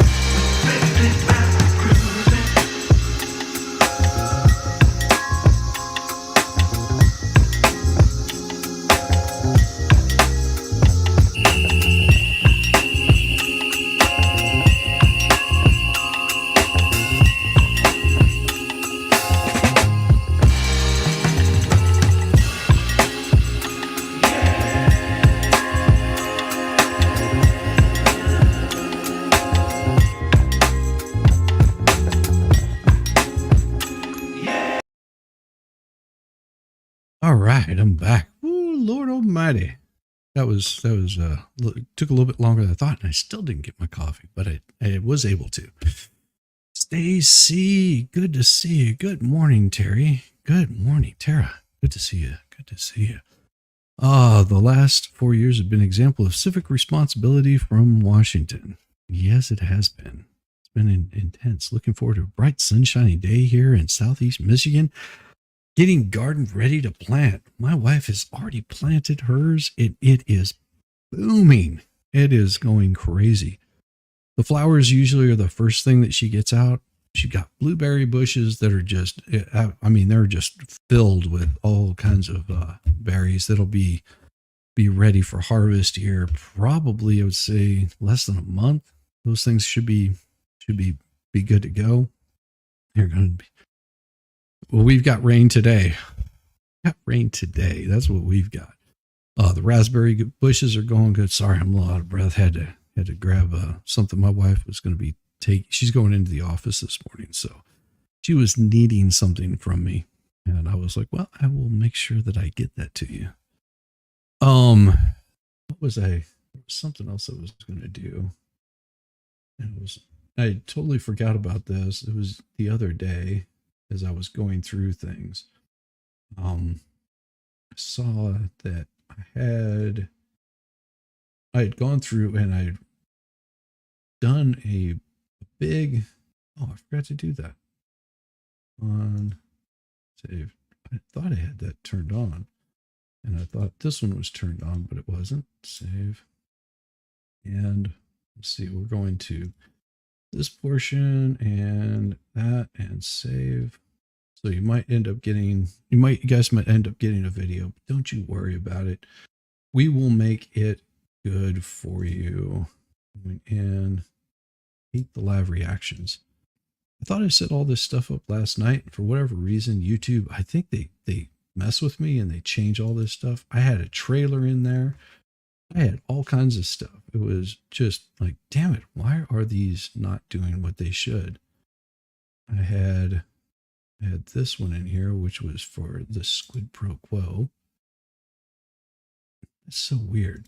And then, of course, I had a redirect for Mo that I hadn't put in. So I knew that needed to be in there. Give me just a second to get this all taken care of. Once I've got it all saved in, then I go back to details and go back to channel content. And this is what we do. Why is that not working? I know why. Because I'm an idiot. That's why. I do idiot things all the damn time. I've been trying to keep things all like nice and good in here, and had been doing a whole bunch of updates to this, and I removed a bunch of my mods, and somebody that I removed, I forgot to add back in there. And they should have that wrench now. Sorry. But no, I went through and I see sometimes you have to go through and you have to do a purge of mods because they get a little too cocky and start problems. So you go through, you make a purge.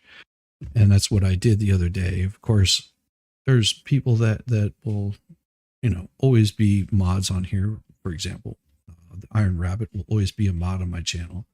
But you look down and you're like, wait, I've got more mods than I have people watching me. So you go through and you clear all that stuff out. And that's what I did the other day. There was a lot of people that got removed as mods, and it's, some of them got washed out of there and that shouldn't have been. And Zach was one of them that got washed out of there. And it wasn't intentional, but I did have to clear out, and I wanted to make sure that I added people back in, and I've just been so busy the past couple of days. I haven't been able to do it. So that happens. Sorry about that, Zach. It was not anything to be rough on you, but I did have to go clear all that stuff out. What was I talking about? Oh yeah. Here we go. Back to some news. Protesters take over Columbia University's Hamilton Hall in escalation of anti-war demonstrations. But I repented. Sackcloth and ashes.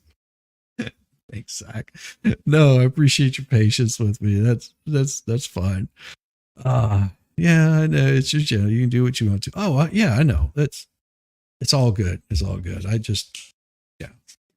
It's one of those where I had to go through and remove a lot. I had a lot of people that haven't even been here in a while. And I went through and I was just like, delete. And I would just like wiped a whole bunch off. And then I went back and started adding people in as, that at the same time. So some people didn't even notice that they were removed. It happens. Protesters take over Columbia University's Hamilton Hall in escalation of anti-war demonstrations.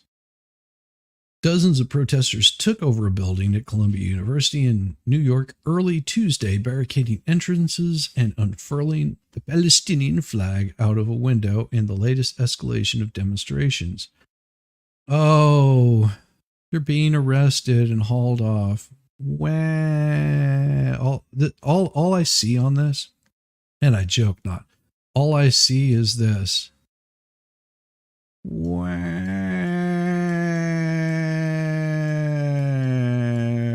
That's all I see. Wow.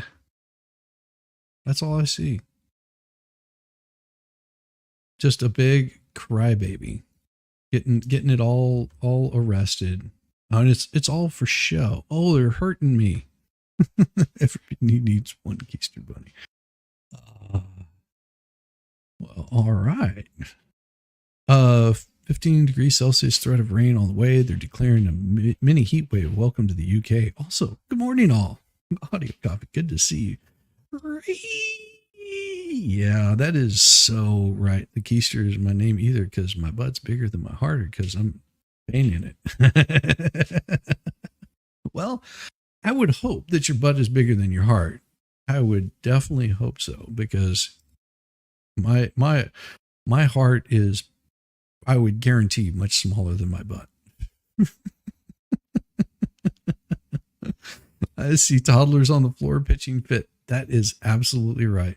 That is absolutely right. Video footage shows protesters at Columbia's Manhattan campus locking arms in front of Hamilton Hall early Tuesday and carrying furniture and metal barricades to the building. One of the several that was occupied during the 1968 civil rights and anti-Vietnam War protests on campus. Posts on an Instagram page for protest organizers. If you have organizers for a protest, then you are one of the others. Shortly after midnight, people urged to protect the encampment and join them in Hamilton Hall. Pro-Palestinian protester yells, "Free Palestine," but all I see is "Free." Yes. She was handcuffed by University of Texas at Austin Police on campus Monday, April 29th, 2024 in Austin, Texas. And I'm sure her parents are proud that they're paying her tuition for her to stand out there and scream at the top of her lungs. An autonomous group reclaimed Hinds Hall, previously known as Hamilton Hall, in honor of Hind. No, they call it Hinds Hall. The name of it is Hamilton Hall, but they want to change the name, just like they want to change what this is all about. So this Hind Rajab is a martyr, murdered at the hands of genocidal Israeli state at the age of 6 years old. CU apartheid device posted on X, or formerly known as Twitter, early Tuesday. And that right there, what they said right here, is what should have them removed from the platform. If they're calling for death on anybody or considering someone a martyr, you don't understand what a martyr is. The student radio station WKCR FM broadcast a play-by-play of the Hall's takeover, which occurred nearly 12 hours after Monday's 2 p.m. deadline for the protesters to leave an encampment of around 120 tents or face suspension. And now that they've moved into this building, that means that they will more than likely be arrested and they will face suspension, and they should be just removed from college. Because colleges shouldn't have to deal with that stuff, making it difficult for other people to enjoy their college days or whatever it is you do in college. Sex, drugs, I don't know. I didn't go to college. I'm an idiot. I wasn't smart enough for college.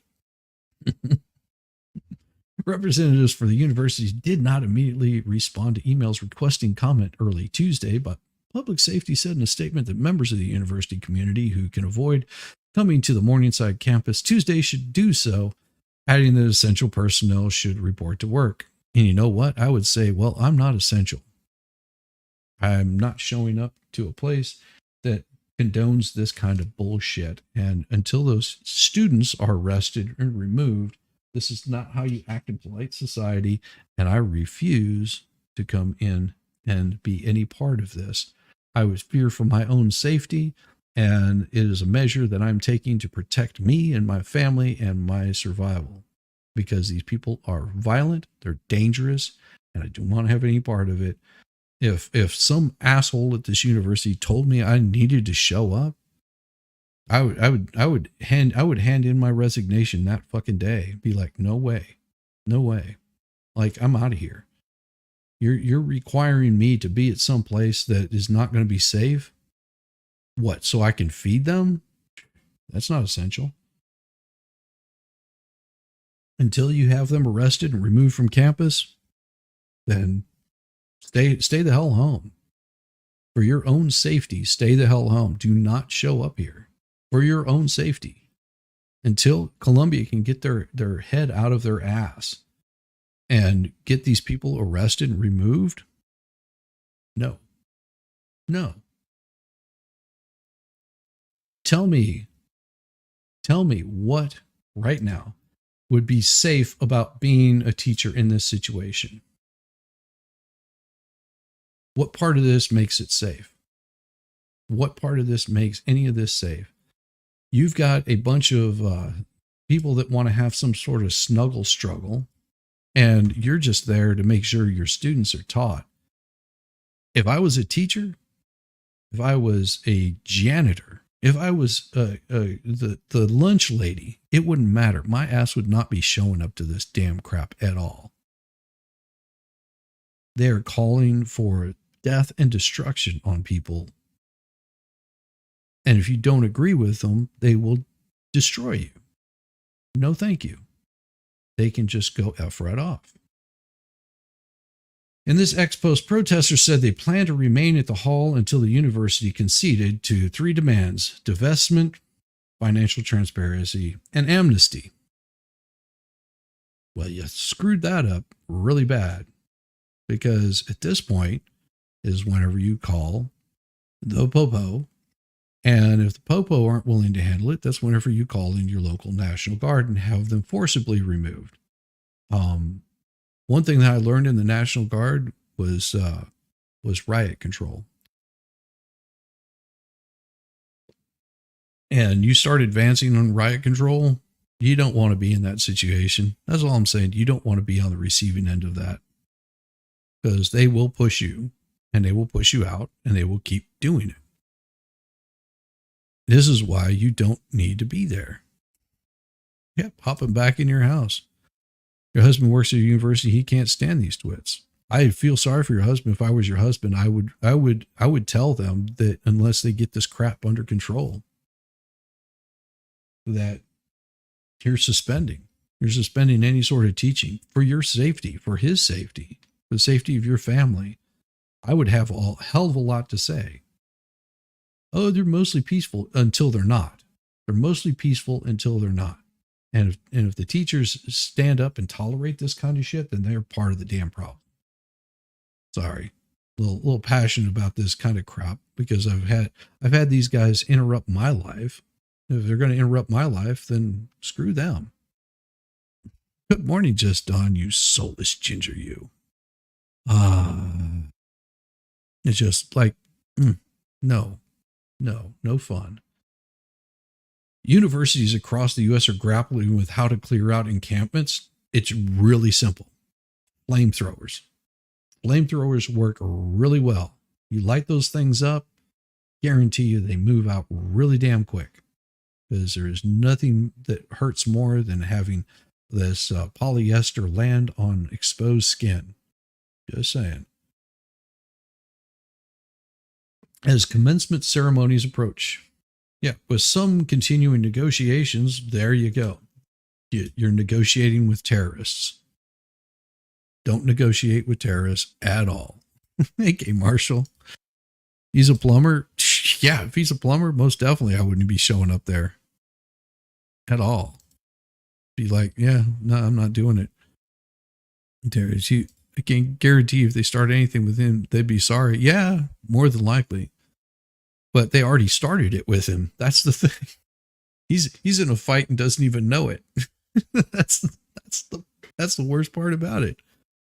I'm an old woman. I do understand these students. They are there for an education. No, they're not there for an education. These protesters are not there for an education.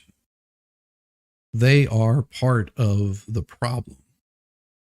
At least I think that's the reason for college. Police need to come in, arrest students, then need expelled. And the people that are not students need to be arrested and spend time in prison. As long as they want to. Turning to force and ultimatums that have resulted in clashes with police. Dozens of people were arrested Monday during protests at the University of Texas, Utah, and Virginia, while Columbia said hours before the takeover of Hamilton Hall that it had started suspending students. Well, and see how that worked for you.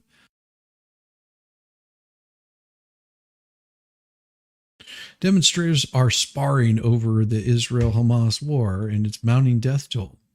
Simple as this. Every single arrest them. You want to protest? Here you go. Here's a free plane ride. Send you over, and you can go and protest over in Israel. Or how about you go and protest in the Gaza Strip? You pick your choice. Which one do you want to go to? You want to go to Israel? Or you want to go to Gaza Strip? Because we have no need for you here. If you want to protest, we got a place you can do it. Free plane ticket. I will pay for that free plane ticket to send you over there. And it's a one-way ticket. Just saying. It's a one-way ticket. You can pack your bags and I will send you right over there. Of course, you have to locate where the ticket is.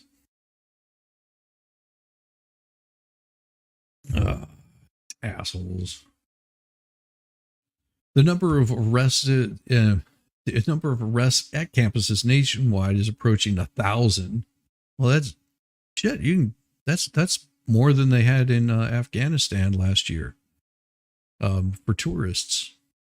As the final days of class wrap up, the outcry is forcing colleges to reckon with their financial ties to Israel. No, and it shouldn't.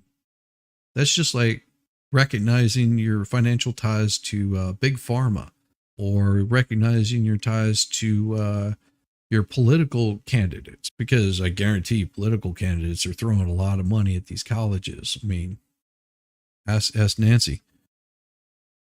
Half asleep, barely caffeinated. Oh, hey, if they have a GoFundMe for the trip, I've got a few dollars to donate. Good. It's a start. Okay. Then there's the flip side. Will this be used to curtail free speech? And why is the answer yes? No. Here's the thing that people tend to forget. You have the right to freedom of speech, but you also have to understand there's consequences for that freedom of speech. Here's an example. You have the right and the complete opportunity to scream fire in a burning theater. Actually, you'd be hard pressed for anybody to argue screaming fire in a theater would be a bad thing, especially if the theater is on freaking fire. Now, if you do it outside of that, where there isn't a fire and you scream that out, sure, you're free to do that. But if people get harmed in the process of you creating a panic, then you're probably going to go to jail. Now, they didn't take away your freedom of speech up until the point that you invaded somebody else's rights. You have the freedom of speech, but if you call for death and destruction on somebody or you dock somebody, you better be willing to pay the piper for those actions. It's not that you lose the freedom of speech, but you have to be willing to accept the consequences of your actions. That's the big part of it. Play dangerous games. Free speech is one thing. What these punks are doing is another. They damage property and harm people in the process. Yes. They're disrupting classes where students are coming there to teach, teachers are there to teach, and they're disruptive. And although you have the right and your freedom of speech, you will pay the consequences for interrupting other people, or it becomes, they can consider it assault. They can consider it battery as soon as you lay hands on them. That's why you see them yelling with megaphones and crap, because they know that they can get away with certain things. You have to know a large number of these idiots aren't students. Cheers. Now you're getting it. No, I know that Dawn understands this. They're not students. They're paid to be there to stir shit up. The idiot students happily fall in line because they're good people. They're good students. They're good citizens. I wonder what would happen if the sunbathing protest saved Gaza girls at Virginia Tech if they were in Gaza. Yeah. I don't think they have enough covering for themselves. At the University of Texas in Austin, an attorney said that at least 40 demonstrators were arrested Monday. The confrontation was escalation on a 53,000 student campus in the state's capital, where more than 50 protesters were arrested last week.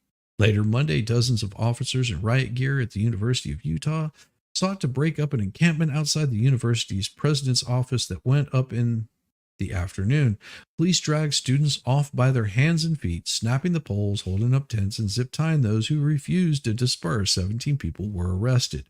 The university says it's against code to camp overnight on school property, and the students were given several warnings to disperse before the police were called. The plight of the students who have been arrested has become a central part of protests, with the students and growing number of faculty demanding amnesties for protesters. And if faculty is demanding this, the faculty needs to be fired, because they are just as bad.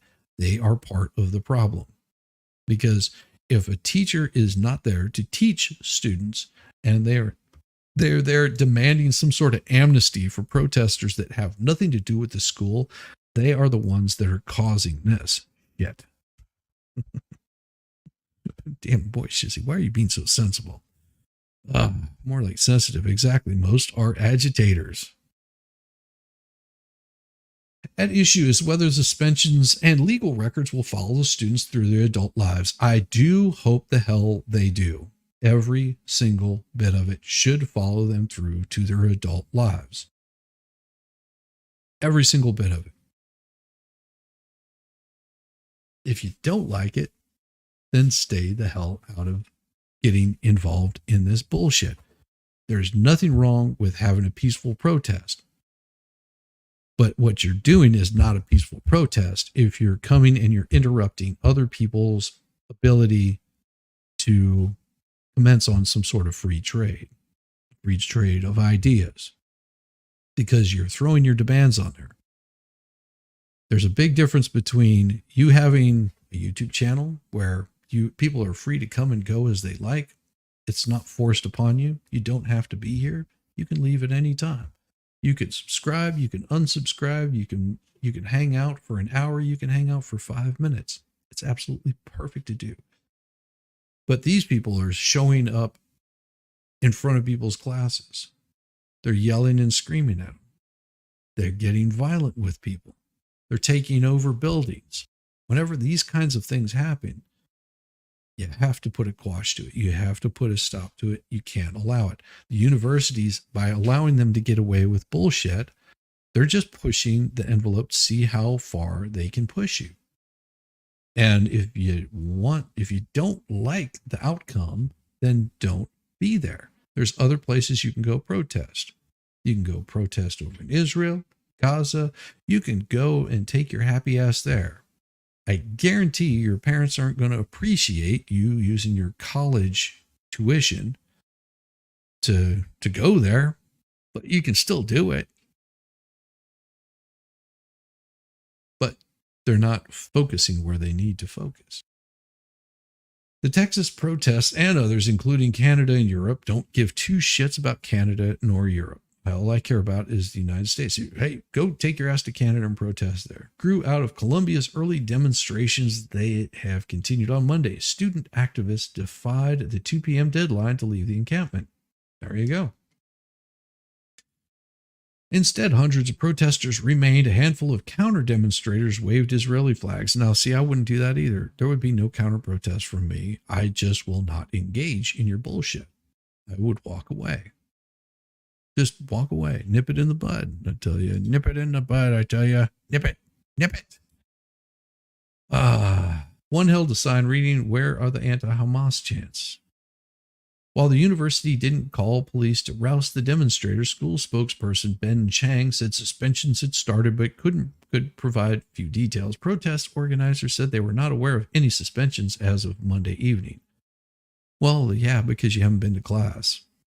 But here's the thing. They got pictures of you. They know who's been arrested. They know that if you're there and you're not doing what you're supposed to be doing, you're skipping out on classes because you've got some sort of beef about Israel that has nothing to do with this college whatsoever. Oh, well, they're receiving money from Israel. They're receiving money from a lot of different places. Colombia's handling of demonstrations also has prompted federal complaints, as it should, especially if it is a federal college. I love the bear spray. That's funny. A class action lawsuit on behalf of Jewish students alleges a breach of contract by Columbia, claiming the university failed to maintain a safe learning environment, and they should win this lawsuit. I don't see anything wrong with winning this lawsuit at all. Despite policies and promises, it also challenges the move away from in-person classes and seeks to quit court action requiring Columbia to provide security for the students, which they're not doing. Meanwhile, a legal group representing the Palestinian students is urging the U.S. Department of Education's Civil Rights Office to investigate Colombia's compliance with the Civil Rights Act of 1964 for how they have been treated. UK man caused death and destruction. It's just a matter of time before there is death, because you guys keep escalating it. You've destroyed this whole area. And what do you think you're going to get out of it? A handshake? A hug? These are these same police who stand by and watch protesters block roads. Exactly. Until they commit a crime, until they actually commit a crime, they can't do anything. And also, I would not want to be a police officer. Let's put it that way. You should have a subscriber than 90% of the guys owned by the political parties. Nah, I'm happy with all the subs that I have. Hail just dawn. You see, redheads are like you're like a moth to flame of the redhead Ballstorm. You are a moth. You saw the red hair and you're just red hair. Damn it. I'm just giving you a hard time. Makes me want to bring back the draft for these idiots just to give them a wake-up call. Their ungrateful entitlement is pathetic. No, and see, I don't want the draft. I don't want war. I'm very much against war. But you also have to understand the shit that's going on in Israel and Palestine and all this kind of crap between Hamas and Israel and all this bullshit. It was brought on by people against Israel. They kicked the hornet's nest. And now they're bitching and moaning about, oh, we kicked the hornet's nest. Now we're going to go hide behind our mommy's skirts. And that's all they do is they hide behind mommy's skirts, complaining and bitching and moaning that, oh, now they're fighting back. They're not supposed to fight back. Why are they fighting back? Oh, this is so unfair to me. This is so unfair to my family. Oh, it's horrible. They came back and they slapped me back and then they hid. It's just like, yeah, glad your husband's retired, but worry about your son still. Badges are dangerous. Yeah, badges. We don't need no stinking badges. You have scorch marks to prevent. Exactly. Like a moth to flame. Good morning, darling. I don't either, but they're so ignorant to world events. Yes. That is one of the biggest problems that you run into. University spokesman declined to comment on the complaints. Yeah, because he's scared that whenever he goes to walk to his car, that he's going to be jumped by about 10 or 15 of these students and beat the hell out of. And we've seen this play out before. The way, there's a well-known person. I think was on YouTube for a while. Might have been on the switching over to the Rumble. And I can't remember his name. He has a brother that's a professor also. And I want to say it's something Stein. He might be Jewish. I don't know if he's Jewish or not, but he was teaching at a college where the college, I can't remember the name of the college, but he got Weinstein. That's who I'm thinking of. Weinstein, something like that.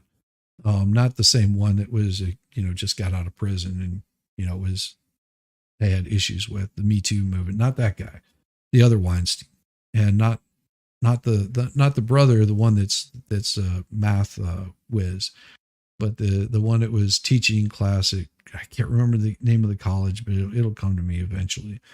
So he was teaching classes and they told him not to come in. The reason they told him not to come in is because there were students just like this that were protesting him because he was there to teach. They didn't like what he had to say about trans or some crap like that. So they were searching the campus because they heard he was on campus, which he wasn't. They heard he was on campus and they were searching him out carrying baseball bats because they wanted to have a word with him. Yeah, Brent Weinstein. Yeah. So you think that these students are doing something nice, and it's not just the students, it's the people that are paid to show up and cause all of this crap to happen.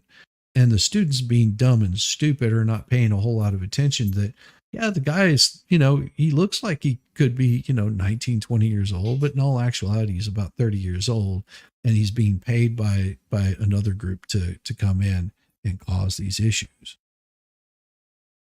Yeah, they hire the ones that look cute, the ones that are young, give them nice little promises. And some of them, surprisingly enough, are actually federal agents. Imagine that.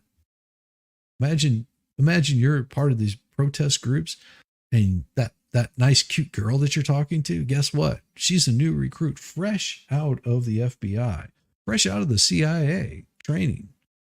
And she's there and she's cute and she's like promising you the freaking world and you're simping on her. You're like, man, this girl's totally into me. She don't give two shits about you. She's going to tell you everything that you want to hear. Next thing you know, you are caught up in a bunch of bullshit. That's the kicker there. Feds. Yeah. What you think these protesters aren't being paid by somebody?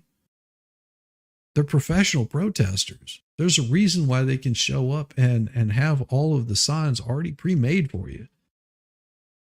I mean, I remember on some, I don't know if you guys know about these little groups or whatever, but it's the Nextdoor app or some crap like that. Yeah, whenever they're selling signs on Nextdoor app, here, buy our sign for BLM. Where in the hell are you getting these signs from? Well, we're getting them straight from the source. What is the source? They don't want to talk about that.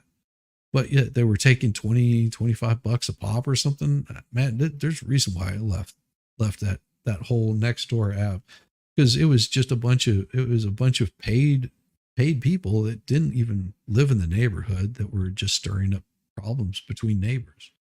They're rabble rousers, and screw them, and they're welcome to have fun. I'm like dude with a bicycle helmet sitting here laughing. In rare cases, Northwestern University said it reached an agreement with students and faculty who represent the majority of protesters on its campus near Chicago. Well, F Chicago, they can just go to hell. It allows peaceful demonstrations through the June 1st and the spring classes, and in exchange requires removal of all tents except one for aid, and restricts the demonstration area to allow only students, faculty, and staff unless the university approves otherwise. Yep, you gave them an inch, they will take a mile. History repeating itself, and it will continue to repeat itself constantly. At the University of Southern California, organizers of a large encampment sat down with University President Carol Folt for about 90 minutes on Monday. Folt declined to discuss details. Of course she did, because they conceded. But she said she heard the concerns of the protesters. Talks would continue on Tuesday, which, is today. USC sparked controversy April 15th when officials refused to allow the valedictorian, who has publicly supported Palestinians, to make a commencement speech, citing nonspecific security concerns for their rare decision. Well, there's one of those things where you say, yeah, if you're going to come out and you're going to start talking crap about one country versus another, and you're not pro-American, get the hell out of here. It has nothing to do with Israel. It has nothing to do with Palestine. It has nothing to do with Gaza, Korea, Japan, anything. Be proud of your country, where you're from. If you don't like the country that you're living in, pack your shit and go. Simple as that. You hear this every single time that there's going to be an election. There's one side or the other that says, well, if Biden is president, I'm packing my bags and I'm moving. If Trump is president, I'm packing my bags and moving. Or if Clinton is president, I'm packing my bags and moving. If George Bush is president, I'm packing my bags and moving. Yeah, they've yet to pack their bags and get the hell out of here. It's like, I wish they would. I really do. I really wish they would just pack their bags and go. All of the people that aren't proud of the country that they live in, that is their problem. Well, here's the thing. As much as you like to think that, no. They want it to be. They want it to be like it was in the 60s and 70s, but that's not what's going to happen. And if it does, then it's people that are pushing for it to happen like that. Because in the 60s and 70s, there was Kent State. It didn't turn out really well. There was a lot of other crap like that. What's that? Yeah, exactly. But the United States is the worst country to live in, except for all the others. Well, of course. I know they can't handle that. No. Administrators then scrapped the keynote speech by filmmaker John M. Chu, who is an alumnus, and declined to award any honorary degrees, as they probably should have. The backlash, as well as Columbia's demonstrations, inspired the encampment and protests on campus last week, where 90 people were arrested by police in riot gear. 90 people were arrested by police in riot gear. The university has canceled its main graduation event. You guys you're caving into them. Administrators elsewhere tried to salvage their commencements, and several have ordered the clearing of encampments in recent days. When those efforts have failed, officials threaten discipline, including suspension and possible arrest. No. Why threaten? You never threaten. Threaten is just a slight promise. You carry out. You explain to them what the situation. You don't threaten them at all. You say, this is the situation. Either you leave or you will be arrested. It's as simple as that. And you have, or even better, you have X amount of time before you will be removed.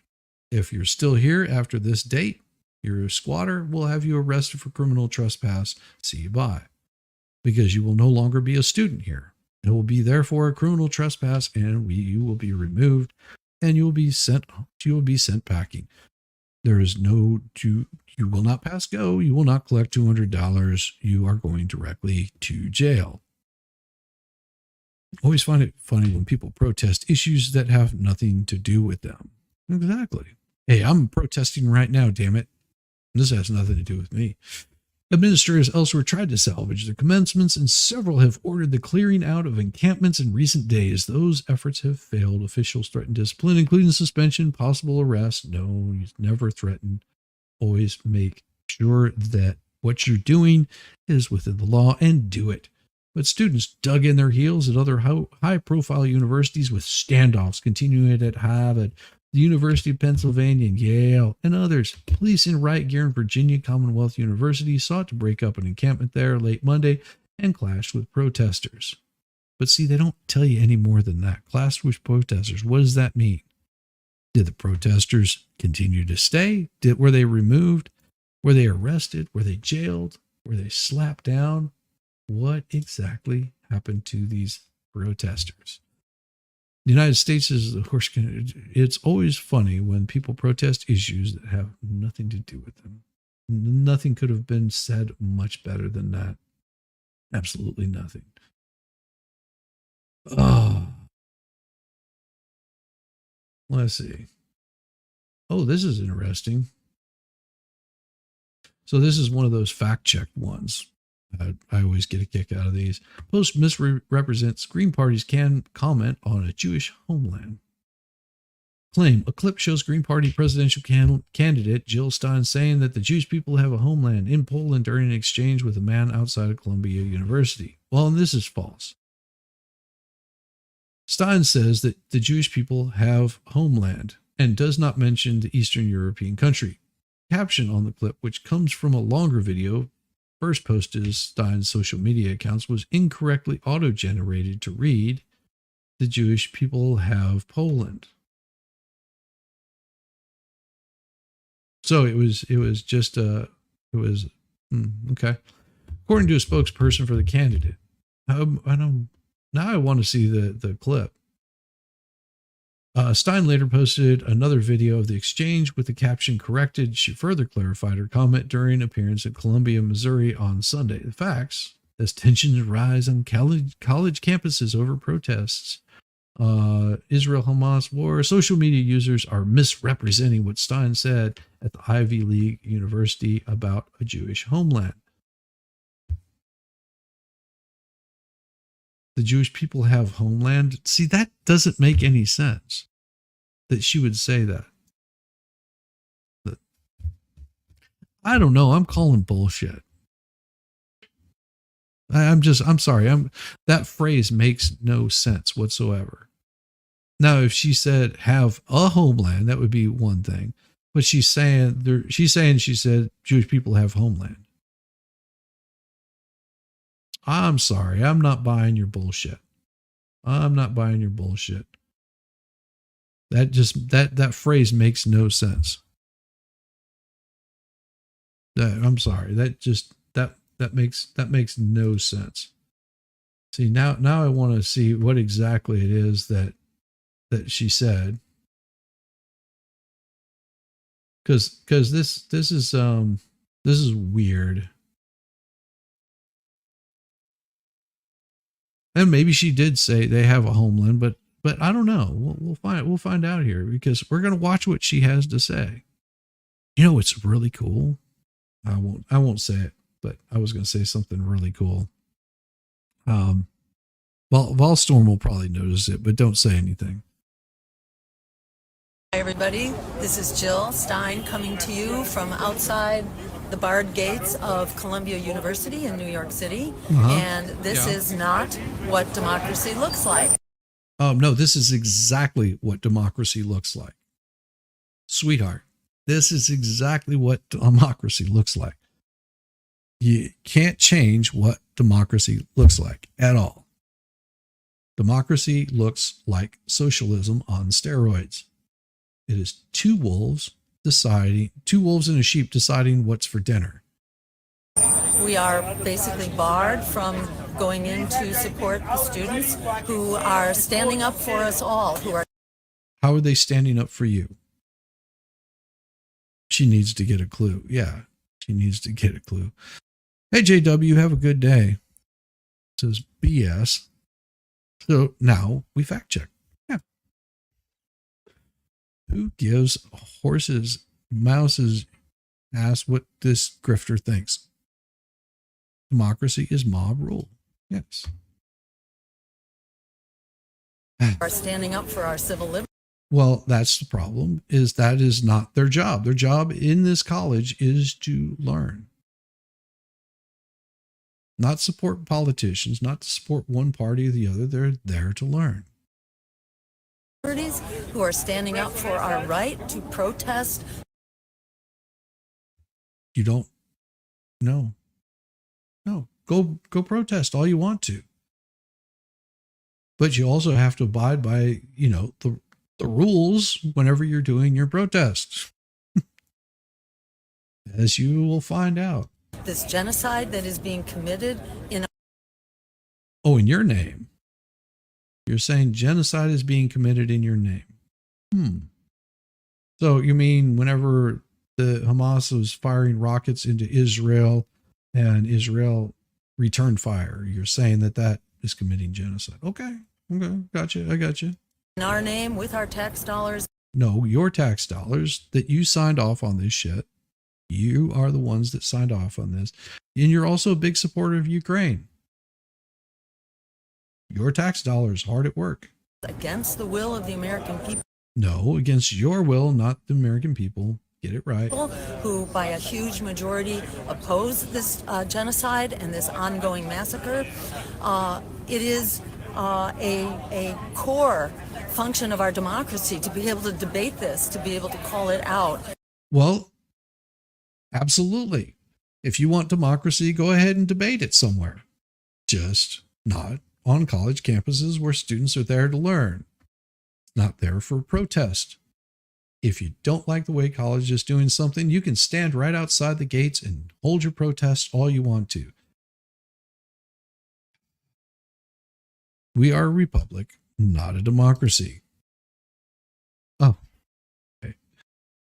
Yes, there is a reason that founders did not want a democracy. Do international law matters from the UN? No. To be able to discuss it, especially on our campuses, on our universities, which are supposed to be the site, really the home for debate and dialogue. Yet that dialogue is prohibited. Our basic First Amendment rights to free speech, the right to protest, the right to gather, to. Wait a second. The right to petition your government, the right to protest your government. College is not your government. It is, you have those rights to protest your government, to peacefully protest your government, to petition your government. This doesn't extend into colleges. It doesn't extend into McDonald's. It doesn't extend into Amazon or YouTube or any other place. That we have the right to protest what our government is doing, to petition our government. Why are you at Columbia? That is not the core of your government. To petition for redress of grievances. Or your government. This is being prohibited. That in Canada. No, it's not. You're more than welcome to go protest your government. Government-funded university? Doesn't matter. It's only partially funded by the government. The rest of it comes from Israel, and that's what they're protesting. Go protest your government. Does not matter. This is a private university. Students pay college tuition there. It's not wholly funded by the government. Yes, they do get funding from the government, but it's not wholly funded by the government. I have no problem with protest, but it better not interfere with my safety or my business. I should be allowed to ignore your ass. Exactly. movement, which is taking place here and in universities and colleges across the country. Only in the liberal communities. Notice that. It's only the liberal ones, and they're not liking it too much. They don't like it. Now, imagine if the Tea Party showed up over there at these places, how they would be reacted to. Do you think that they would be hauled off, arrested, drug out, stoned? Probably. This is now very much in jeopardy. It has been scheduled for disruption, for basically assault by police forces. Really? Assault by police forces? Because you were asked to leave and they escorted you off of campus. That's not assault. Repeatedly. Now that that attack has been postponed until tomorrow, I believe. And see, this is the kind of person that's rabble rousing. They're the ones stirring up the shit. They are the ones that are causing the problems. You have a blessed one, JD. You take care of yourself. Have a great day. Have fun. And until next time, you take care of yourself. Maybe it is still being negotiated, but it is so striking. This is happening almost to the day, 64 years after the movement here. Is she 64? What do you think? 64, 70? I'd say she's probably in her 30s, and she probably has protested things, well, like never. Unless she's paid to be there. At Columbia University in protest of the Vietnam War and in protest of the support that the university was providing. Wait, 64 years ago, we started the Vietnam War? Well, I don't think that's correct. Let's see, because the Vietnam War was what, 64 whenever we went into Vietnam? I think that's right. I could be wrong. 64, 65. 64. Okay. To the war contractors, and yet you're supporting freaking war over in other countries. She is reading a freaking script. She is reading a script. Good Lord, I just noticed this. She's reading a script. The contracts that the university has. And that, again, is a demand of the students that the university step up to the plate and that it divest from the war industries. Yeah, you don't see him saying anything about Ukraine. Well, they got really quiet about that. Stop comparing international incidents with American-involved conflict. Yes, exactly. Probably paid by Soros, most likely. Yep, she is reading the narrative. And this is the same thing that Ilhan Omar was talking about. They want to divest. They want to re-educate. They want to change what we know to be true. They don't want to teach civics. They want to tell you how civics happen. And the war effort. This is very much what needs to happen, not just at Columbia University, not just at colleges and universities. And also, Israel is an ally. Ukraine is not, but yet they'll send funding to Ukraine. Universities across the country, but this really needs to be national policy. This is, in fact, the decision of the International Court. Really? Is this the same international court that Daryl Brooks talks about? Is this the same international court? I think that's what she's referring to, the same international court that Daryl Brooks is talking about. Is she a soft-set? So she basically condoned a man driving a SUV through a parade by accelerating and taking out a few grandmas? Because that's what it sounds like to me, that she's condoning that kind of action.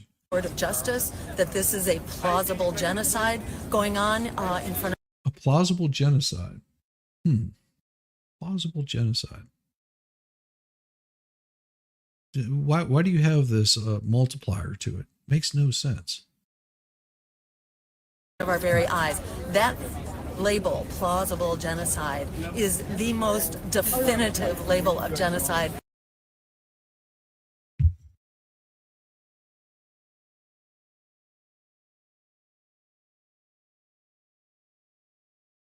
I don't even want to go into it. I just don't even want to go into it. I can't even begin to say how ridiculous this idiot sounds. Plausible genocide, huh? Okay.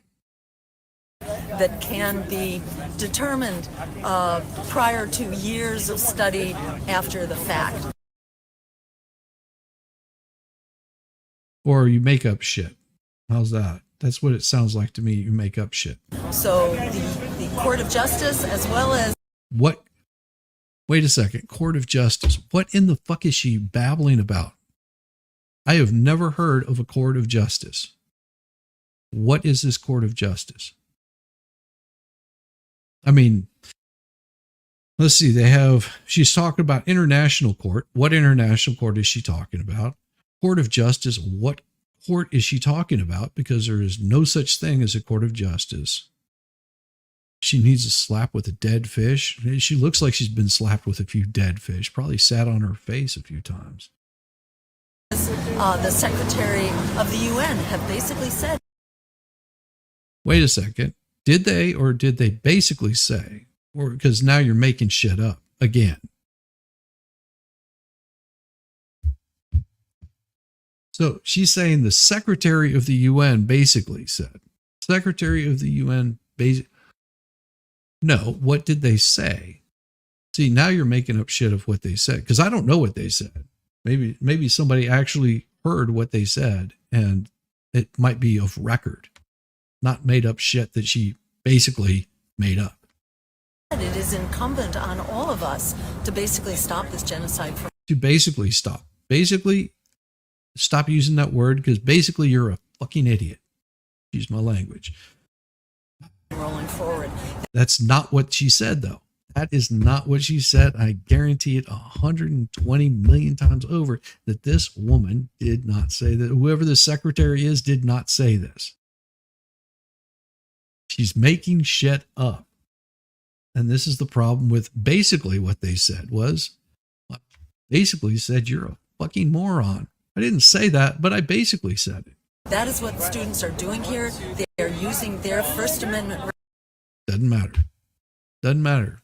And they'll pay the consequences for using their First Amendment rights. And in standing up, they are standing up for us all. No, they're not. Because we are all, witnessing this horrific attack on our First Amendment rights. Yeah, if I came over there and started calling her, gobbling whore or some crap like that, because she eats chickens, she bites the heads off of chickens and rolls around in shit and, started making up a whole bunch of crap about her. You know how fast she would be like, you can't talk to me like that. That's an assault on my senses. Yeah. More like Hamas hysteria is what it is. This looks more like mass hysteria. Exactly. Let's get to the fact checking because I want to see what she actually said. I should mention here also that the techniques of crowd control that are being used here on campuses now are proper and appropriate, and crowd control means that whenever they tell you to fucking disperse, you disperse. Simple as that. If you don't disperse, I miss mean tweets. Coffee. We're getting there. Now, to suppress this discussion, to suppress this movement for democracy and peace, those techniques are very much connected with the Israeli occupation forces. Now she's talking word salad. No, it's been like this in the United States for quite some time. Whenever they ask you to disperse, you disperse. If you don't, it has nothing to do with it. Are they using the script? Yes, they are using the exact same script at every campus. This is typical of idiots that have nothing better. They are fed what they're told to say. These are people that are fed the same bullshit and told what to say. They do not have any cognizant thought of their own. They cannot suss things out on their own. They cannot make an argument on their own. They cannot have a discussion without getting upset and worked up and like freaked out. And you see that it's not just the left. It's not just the right. They're they're given these ideas in their fucking head, and they can't suss them out from one way or the other. Like you and I, Wallstrom, we've discussed things in private. We don't always agree on shit, but we also are able to, have a civil discussion. These people are not capable of that. They're and if you give them anything that breaks their narrative, it breaks them. It breaks them constantly. This just and with specific training programs, these international training programs now that bring the formerly IDF, we call it the IOF, the Israeli Occupation Forces, in to train our police force. Oh, so they're saying that the Israelis are coming in to train the police departments. You know how insane this crap is starting to sound? It is. This is the same kind of person that see, I was engaged before I met it was engaged when I met my wife, before she was my wife. We met prior to, anyhow. Her what would it be? Her stepmother was very much I think at the time it might have been Obama. Yeah, she was very pro Obama, and she was all about raising taxes. Oh, they need to raise taxes. We've got to build more roads. I was like, what? She goes, well, that's what the Republicans want to do. They want to cut funding they want to feed the rich, and it's, we need to have those taxes to pay for our roads. I was like, you realize that, taxes pay for more than roads, right? Like, that's not all taxes are being used on. I mean, her concept of this, in anything that broke her narrative, man, she hated me. I was like, little woman, you're insane. I mean, it's easy to be, well, they need to raise taxes whenever you're sitting in, an $8 million home, and you're basically having servants feeding you. Oh yeah, great. Yeah, that's wonderful. You want to raise taxes, so you want to raise taxes on your servants. Yeah, she's paid to go around to all the campuses spewing the same crap. Yeah, this is their idea. This is their thought that the Israeli forces are training your police departments. Okay. This kind of assault on democracy is also. We're not part of a democracy. We are a republic, but this is what democracy gives you, is bullshit assholes like this. Enabled by this 1030 program, I think it is, which transfers military equipment actually into our communities and goes a long way to make law enforcement so dangerous to our communities right now, and especially to college students. Okay. Looking back some 64 years to the prior shutdown of Columbia, there were approximately 150 students that were hospitalized from the brutality of the police attack. A little different. You wish it would have been happening like that, but a little different story. I wish the IDF would train our forces. Ammos, that's how she makes her living. Yes. Ammo Girl's probably right. Yeah. Yeah, I would agree. This is how she makes her money. There were 700 who are arrested. We are looking now at hundreds of students who are being arrested and who are being brutalized, as we see in the footage on social media. I also want to mention that the smear that opposing genocide is anti-Semitic, this is fundamentally an anti-Semitic smear to suggest that genocide is okay with Judaism. That's not at all what people are saying. You're calling it genocide. They're calling it protection. It's like self-defense is something. She needs to take up fishing. Yeah. And that opposing Judaism is somehow anti-Semitic.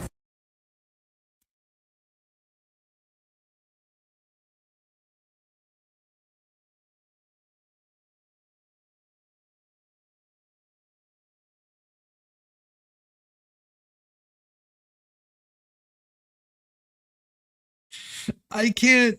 My brain is about to explode because she is so stupid. That's the literal definition of it, you dumbass woman. Sorry. To my mind, that is the most anti-Semitic thing that one could possibly say.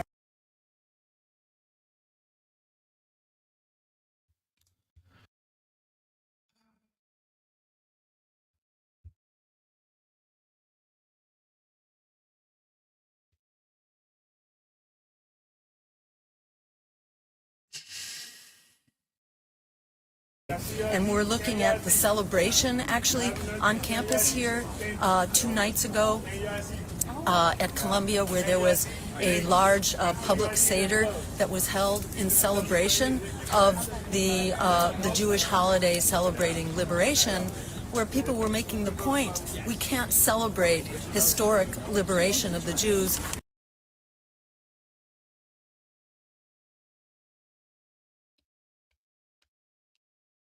Yeah, everyone needs to take up fishing. Good freaking God, this woman is the stupidest person I have ever heard speaking of this crap. While the people of They're talking about Passover. This is what they're talking about. Palestine are subjected to the worst forms of abuse right By their own people.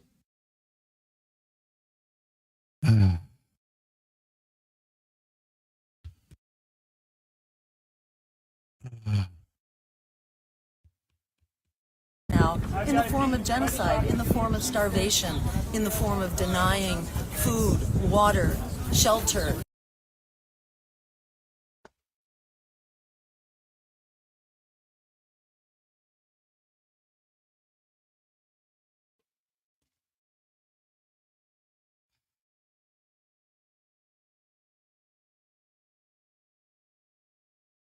I don't know how much stupidity she plucked off the tree of life, but I think she's got overabundance of it.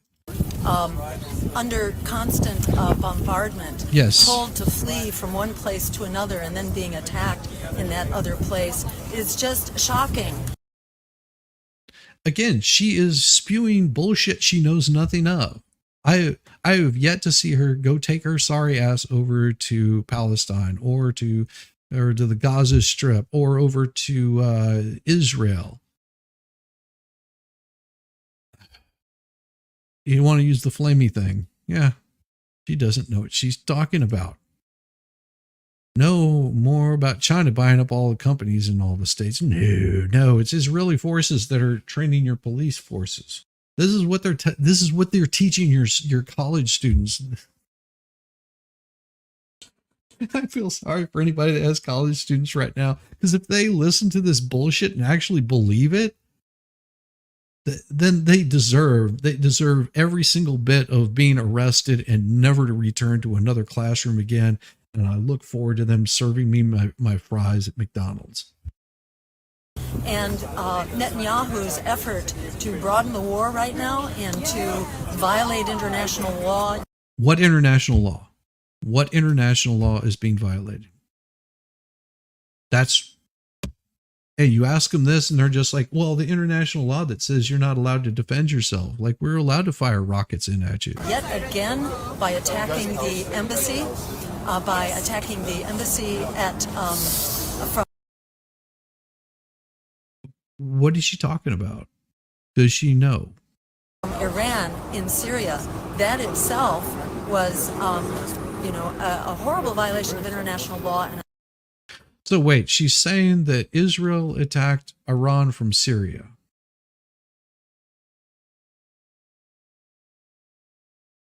Like, I'm sorry, I'm really confused. An effort to draw the U.S., which is getting a blank check here, to the. No, that is definitely not true. That is right there is another bullshit right there. The government of Israel to go ahead and expand this war. So this is an effort.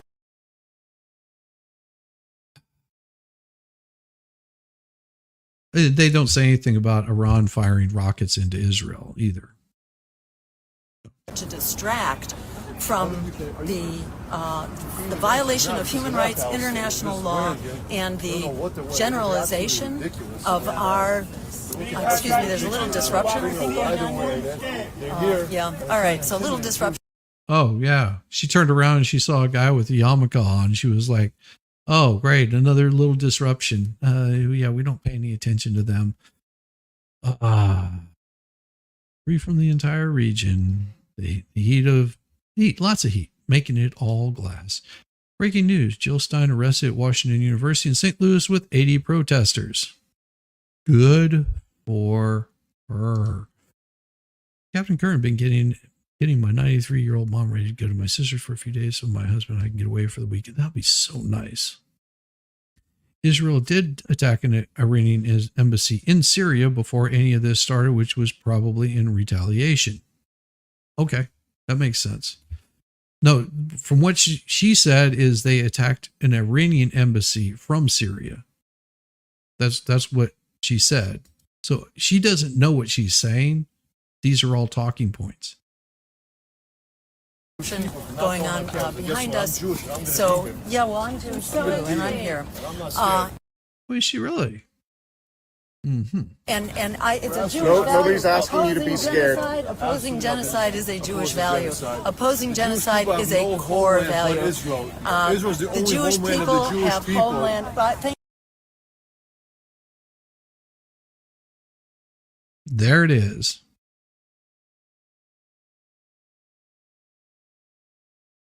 And of course, she's turning away.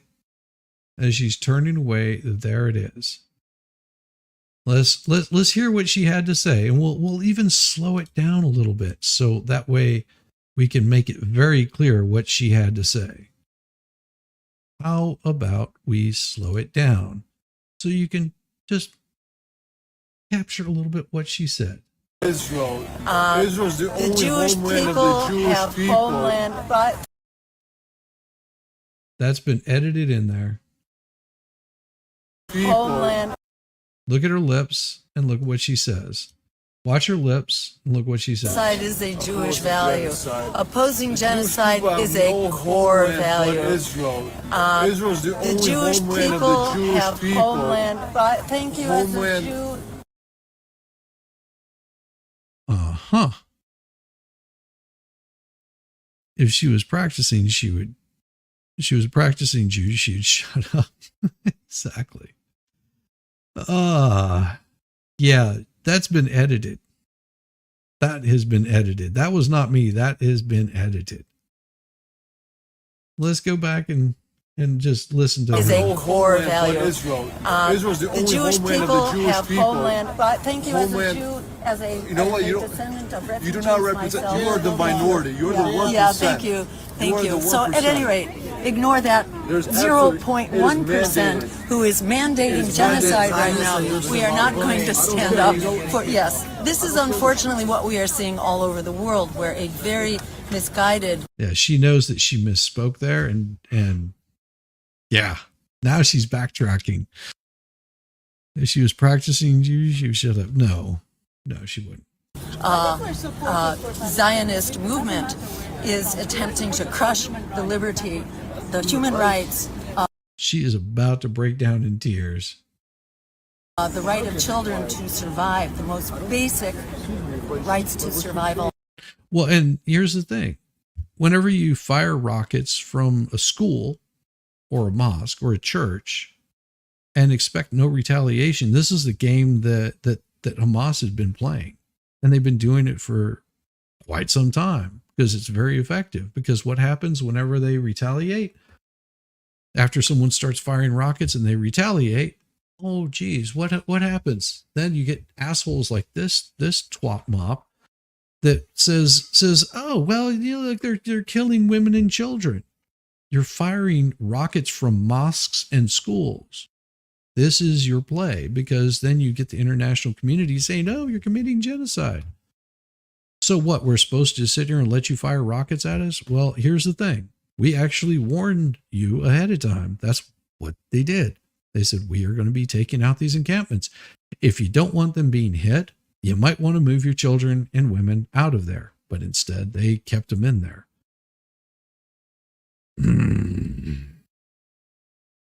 Are on the line, and in fact, the efforts of the Israeli Defense Forces, the Israeli occupation forces, to further instigate violence here against civilians, against students who are simply standing up for our constitutional rights to have this debate, to have this discussion. Because you're not having a debate, you're not having a discussion, you are making demands. You are terrorists.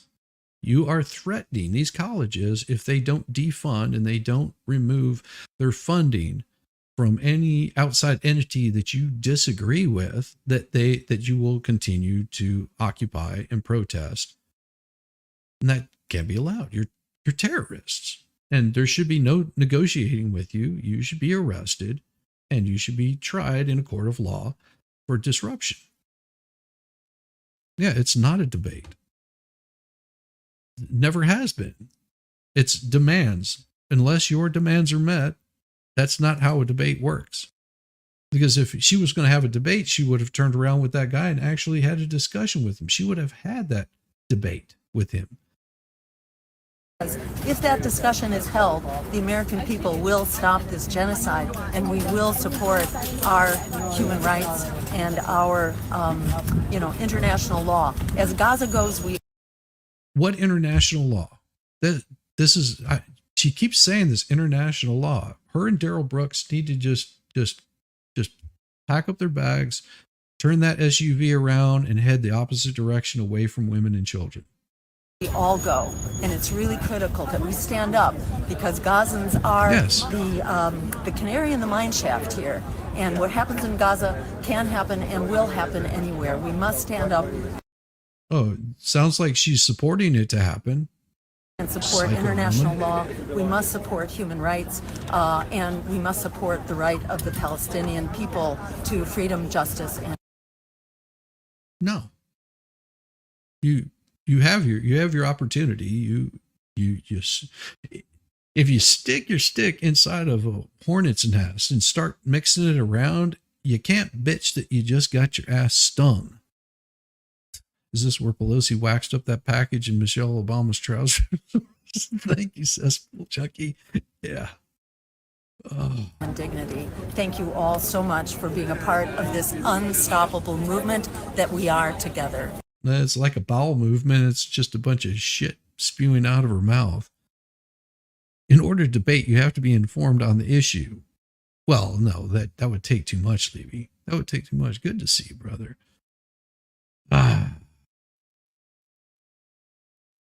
My, oh my. Just the stupidity of these people is just, it boggles the freaking mind.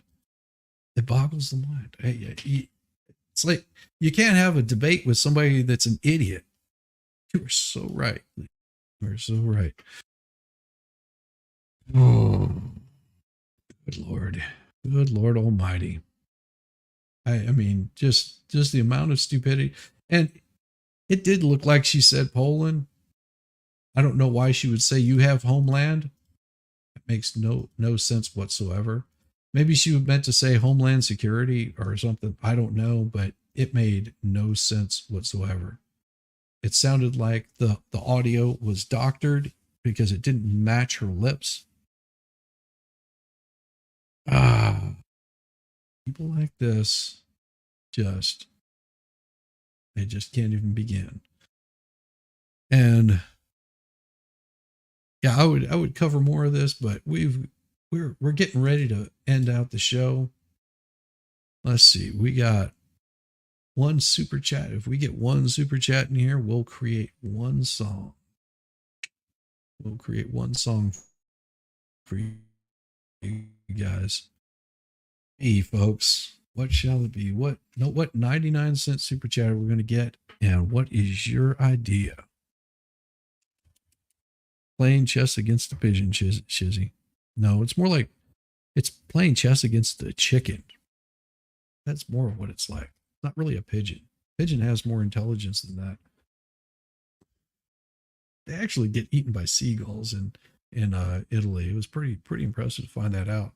Whenever the seagulls get hungry, they'll eat pigeons. One super chat equals one song, and we only have time for one song. So one super chat, you get a song.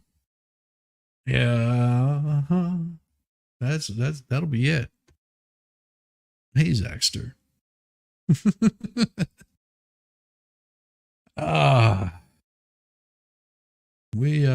Let's see, we had a birthday, her, and what do we got here?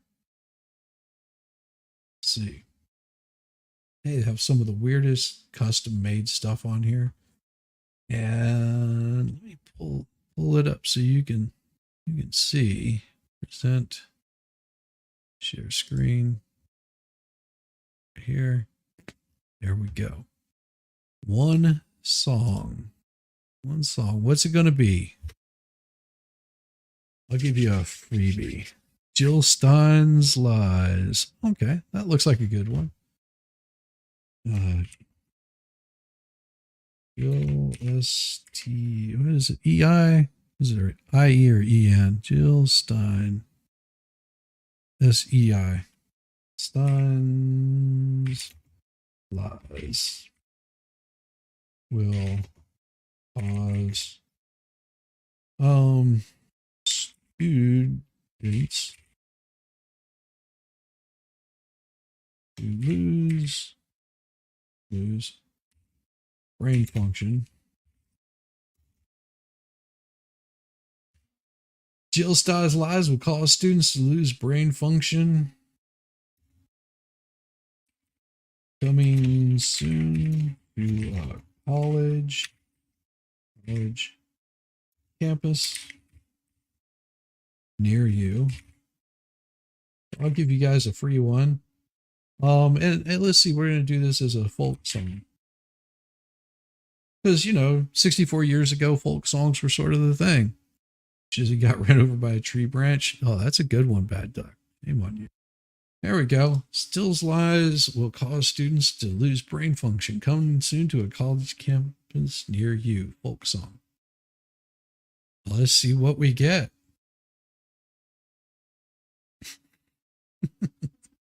Probably get me in trouble. Look, Jill Stein's Lies. It's acoustic folk melodic. What do we got? In the college campus, the winds of change blow. Jill Stein's lies spreading like wildfire, you know. But beware, my friend, for the truth is hidden deep. Her promises might sound sweet, but they'll put you to sleep.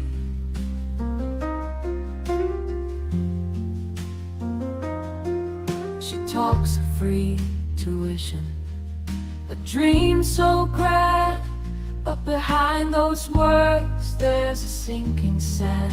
For students will pay the price in more ways than one, as their brain function fades like a setting sun.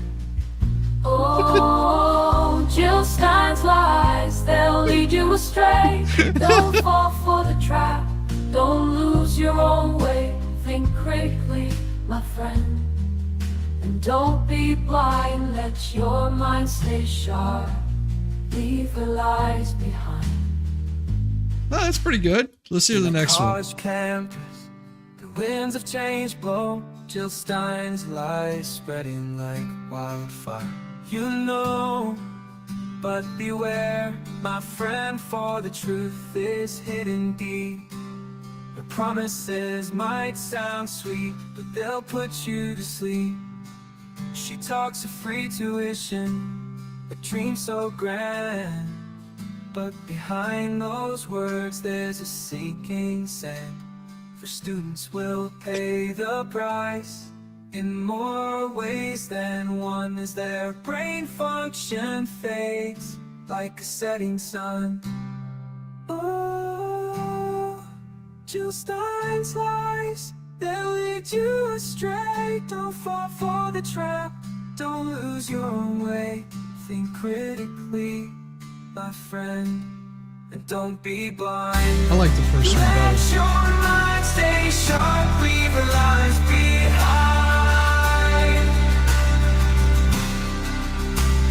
I like the first one better.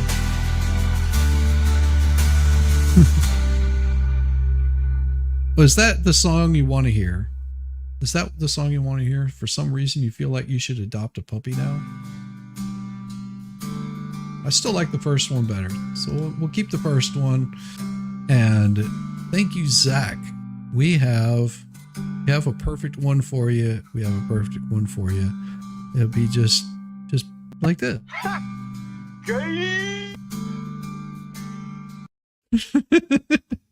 Zach, for some reason you feel like, and what style do you want to have this in? What style do you want to have this song in? Because that's what it's going to be. Yeah, one is definitely better. Agreed. One, i.e. the first song.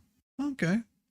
Well, you put in the super chat. Give me a song you want to hear.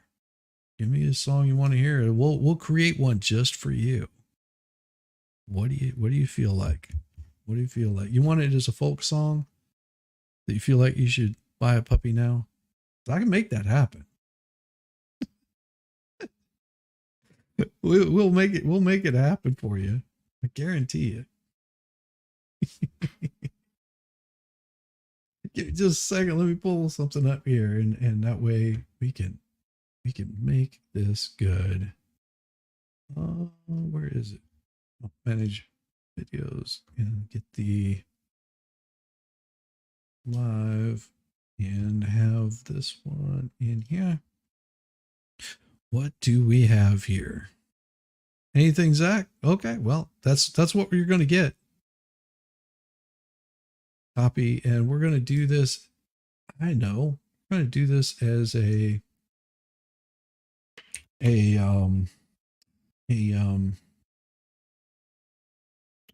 English punk song. I think that's right. We'll do it as British punk. British punk song about that. How's that? Bummer, you have a metal now? You want metal or you want punk? You tell me. Oh, you have a meeting now. Well, here you go. This is going to be a British punk song just for you about, for some reason, you feel like you're supposed to adopt a puppy now. Let's see what happens. Oh yeah, this should be good. This one's for you, Zach. This one will be for you. Puppy Love, British punk, fast paced. Oh, that's what it's called. Puppy Love. Oh my, let's see what we get. Yes, this is the first one. This is the freebie. Jill Stein's Lies. There we go. There's your Puppy Love. What's this feeling? Can't explain. Like a fire burning in my brain. Something's telling me it's time to change. Gonna break free. Gonna rearrange. Walking down the street, feeling wild. Gonna let myself a furry child. Be a puppy. Give me a wagging tail. Gonna be a rebel. Gonna break the jail. Puppy love. Gonna set me free. Puppy love, just you and me. No more sorrow, no more frowns. Puppy love, gonna turn this world around. Hey, let's go. Yeah. Yeah, I like this one.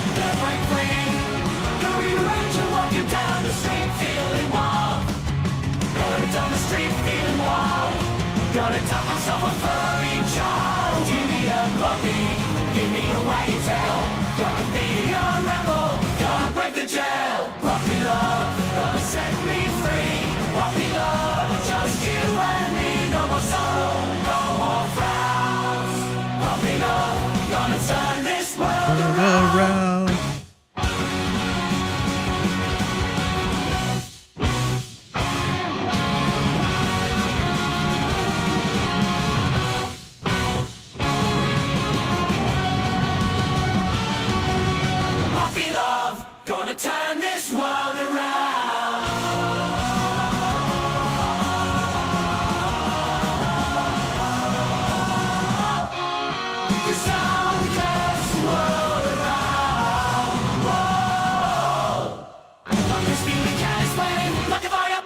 gotta call somebody to come get me because my car turned into a spaceship and I don't know how to fly it.